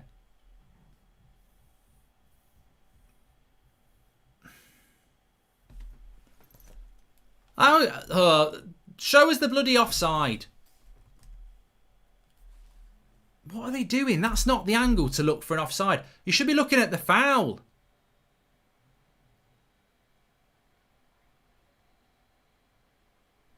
Yeah, he's offside. It's got to be offside.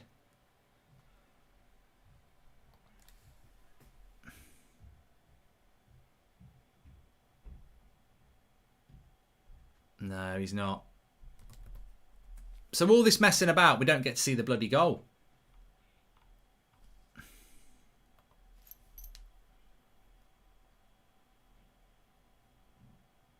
Look at Wan-Bissaka tucked in again. I tell you what, how many times has that happened this season?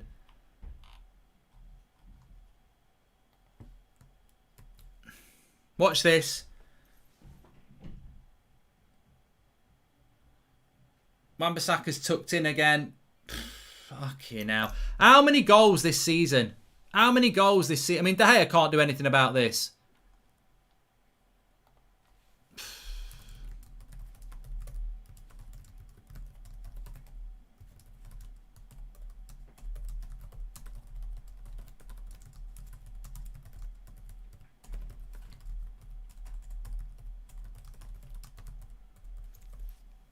That is so bloody frustrating. That is so frustrating. It's so frustrating because it's another preventable goal. Defensively, we are a fucking shambles. I'm not joking. I mean, it's not worth getting angry and ranting about, but we are a bloody joke at the back. So many goals we've conceded this season because we need to be coached better at the back, Ollie. You've got to coach them better. Too many goals because we don't mark the back post. We can't deal with crosses. We can't deal with set pieces. And we can't deal with corners. And our centre-backs get sucked in. It's like Victor the fucking vacuum whacks the power button and sucks the fullbacks in. Magically disappointing. Harry Maguire's probably talking about it there. But it happens when you're on the pitch, Harry. It's nothing new. It's bloody frustrating.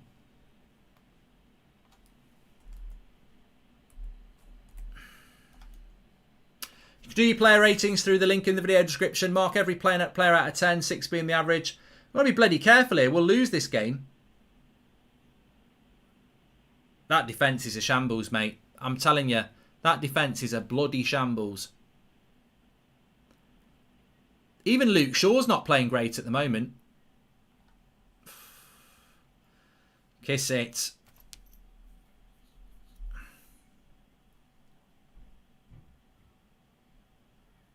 Most goals conceded at home. We did concede 6 to Spurs, didn't we, in one game? Let's be fair.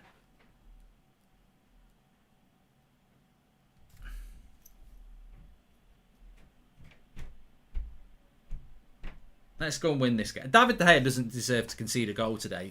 It must be so frustrating having shit bloody players in front of you. And that's why we need Kane, because the chance Greenwood just missed, he scores. And it's happened so many times. Yeah, Sean Turner, Harry Kane doesn't play on the wing.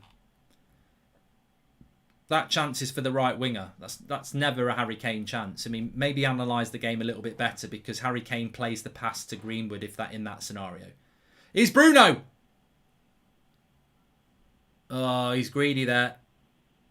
He's greedy there. He's had a good game, but he's greedy there. But it's Pogba again. Look at Pogba again. Wins the ball. Lovely ball into Bruno. There's not a lot on for him, to be fair. I don't think he's greedy. There's not a lot on. So 1-1 with 10 to go. What?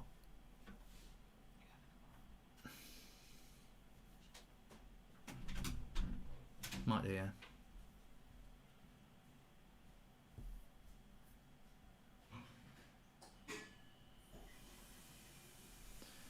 I'll tell you what, Gabriel says this defence will be the end of me. I'm just frustrated. It happened. Look, I don't want to go too far back, but can you remember Brighton away, third game of the season? And second game of the season against Brighton. So second game of the season against Brighton. And the amount of times people had shot, and it's always Wan-Bissaka's side. And I don't know that it is Wan-Bissaka. I don't know whether it's tactical, but we are nearly a year after that now, and Wan-Bissaka is still getting sucked in. It's got to be... Well, it's one of two things. Either the player's not listening or he's being told to do it. One of the two. But you watch that goal back for Fulham. Watch it later. Watch it now if you want to replay it. Watch Wan-Bissaka's position. As a fullback, you don't need to come in that much. He moves across and leaves the back post free, and we do it all the time. Very frustrating. Very frustrating, because we shouldn't be in that position. Nice little flick by Fred there. Good ball out by De Gea. Fred flicks it off. Bruno's got it now. Into Luke Shaw. Go back to Bruno. He's going to put a cross in. Ooh, Bruno. Ooh. Defensively shambles. How many times have we talked about Wan-Bissaka tucking in? Vividly remember that Leipzig game. Vignesh, it's been happening all season. And I don't know whether to say that's because it's tactical or is it the player. But it's been happening all season. Ahmed's coming on. That was Wan-Bissaka's fault, not following the runners and not aware of what's happening around him. About the 10th time this season, it's a carbon copy, says Michel. It's a shame because I think Wan-Bissaka's been good, but you probably have to mark him down. Greenwood comes off for Diallo. Let me just change that on screen for you. Hopefully you can get a little bit of a chance. Sad that Van der Beek's not going to get any... Oh, he is coming on now. That's good of Ollie to do that.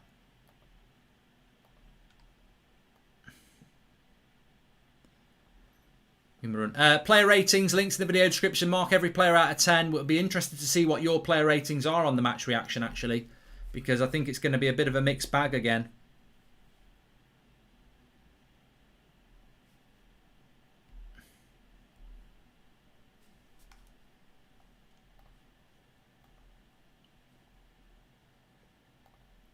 Bruno's on it.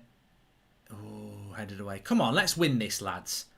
Let's bloody win it. Last game at Old Trafford. Can't have bloody 1 point from 9. I wanted us to get... The thing is, I wanted us to get to 75 points. We can't do it. 72 points we're going to end up with, I think. I think we'll draw with Wolves as well. So it's pissing down here again. It's bloody weather. It's May. It's bloody May.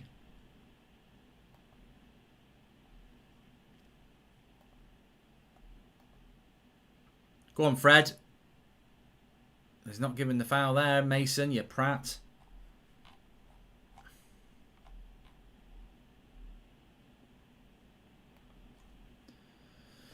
Five minutes. Fred's injured. No, he's all right, I think. Right, make your subs. Get Fred off. Bring Van der Beek on.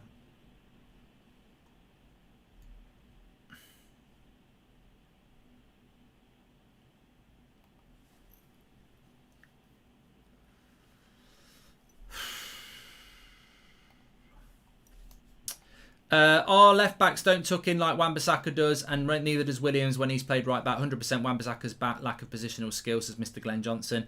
Mark, Ollie should bring in Roy Keane to give that sorry excuse of a defence a pep talk, says Victor. And Van der Beek is going to be remembered as the 82nd minute sub. We should have been bouncing into the final. Now we're looking very shaky. I'm worried, says Andy Harris.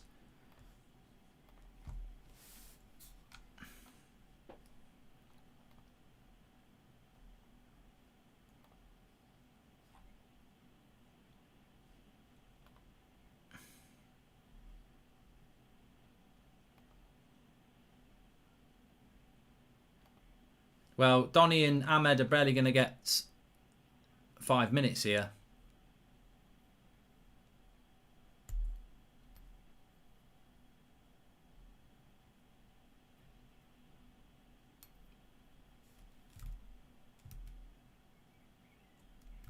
Has he made the sub yet? Fucking, is there any point in them putting their kit on, Ollie? Get them on the bloody pitch. Diallo's on for Greenwood. We know that. Now get Donny on. Hello, I'm in the That's Football Stadium. It's Pogba. I mean, it just gets to the point where there's very little point bringing on Donny now. Fred. Crap ball by Fred. Go on, Lindelof. That's a foul. Now he'll surely make the sub now. Yellow card.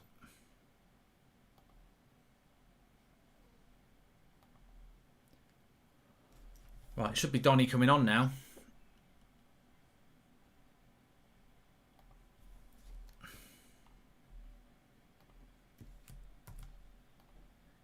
Cavani. Well, fuck knows what that's all about. Got no idea. Van der Beek comes on for Cavani.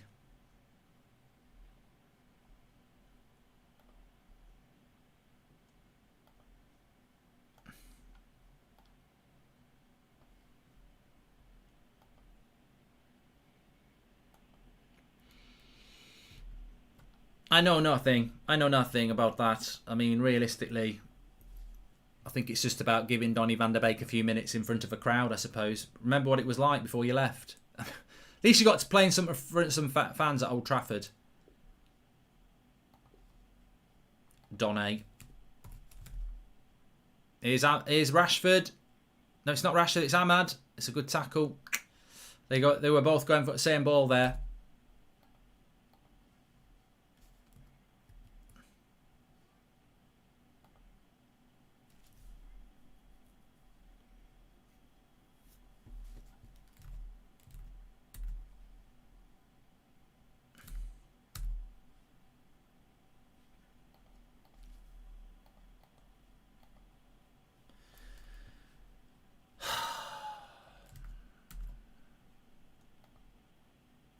Bringing Danny on for 5 minutes is insulting, says Joseph. I think he's just brought him on to play in front of the fans. I don't think that would have happened in a normal situation.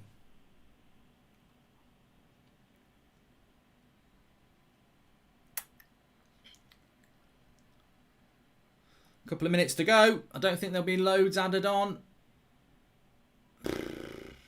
1-1 with Fulham. Typical end of the season result, really. Limping towards, what, 74 points max now? It's not, you know, it's not.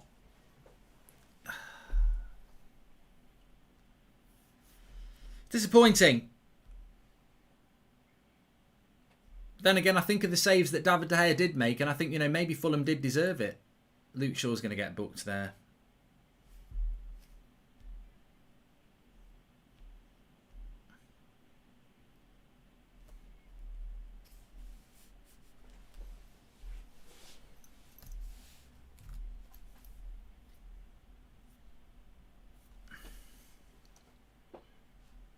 We're just not quite at it at the moment. Predictions for Chelsea versus Leicester. I am doing a watch along for that, George Coombs. It'll be on Mark Goldbridge, That's Football. If you're not aware of that channel, just type it in, Mark Goldbridge, That's Football. But I've got my player match reaction to do first, which I'll be doing very, very soon. Predictions for Chelsea versus Leicester.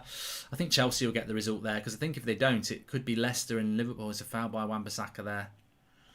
I think in the player ratings, which we're going to do in a couple of minutes, I think there's a few players that are going to get a few pelters, to be honest with you.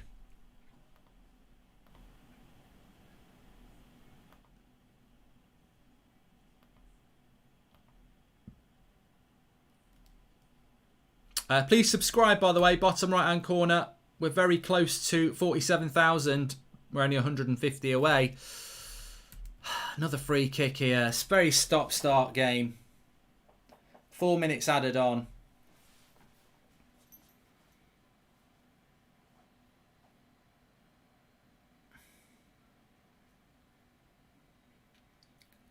Oh, it's a set piece for Fulham.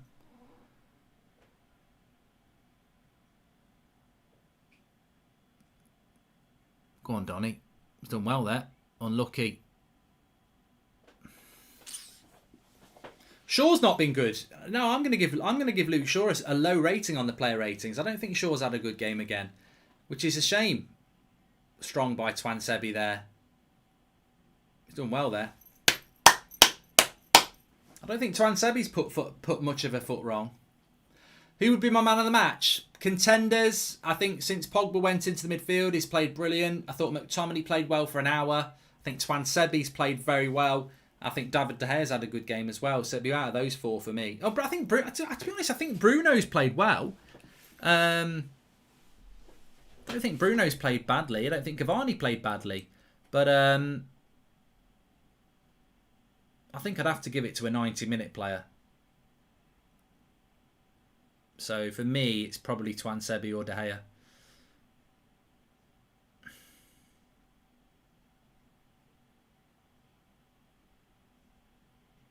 Whoa, ref! You dirty little shit. Chopped. Look at him, you big fucking prick. Just chopped bloody Diallo there.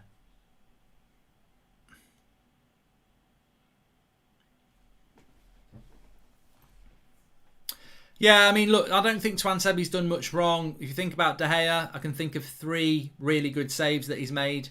Had a big part to play in the goal. Lovely ball out from the back. So I think De Gea's had a good game. Can't do anything on the goal. But it's disappointing. Disappointing from United to 1 point from 9. It's we've took. You know what? Unfortunately, we've took our foot off the pedal. That's what we've done. But, you know, second place was never in doubt. Mentally, the players probably sort of thinking about next Wednesday. I've seen this happen before. Robbo says, how on earth have we finished second? I mean, look, at the end of the day, I'm not surprised by this performance, and I don't think anybody is surprised by it. But we are, you know, what is the incentive to go and play vintage football? You know, I don't think Fulham have played that well, but I don't think United have either.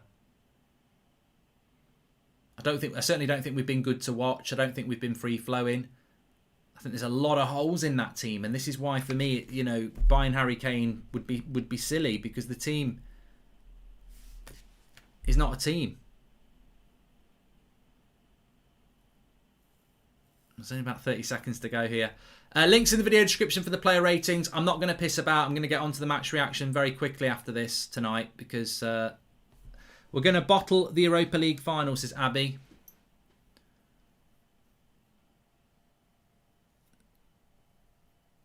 Good ball out by De Gea again. His distribution from De Gea has been really good today.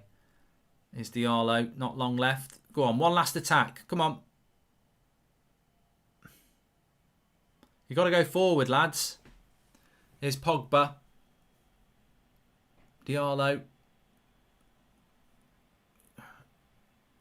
And that's the final whistle. It finishes 1-1. Manchester United 1. Fulham 1. Links in the video description for the player ratings. You can do that. We're going to go straight over there and do the player ratings. So I'll see you over there in less than a minute. I'm not going to mess about tonight. Let's get the player ratings and our thoughts on the game done.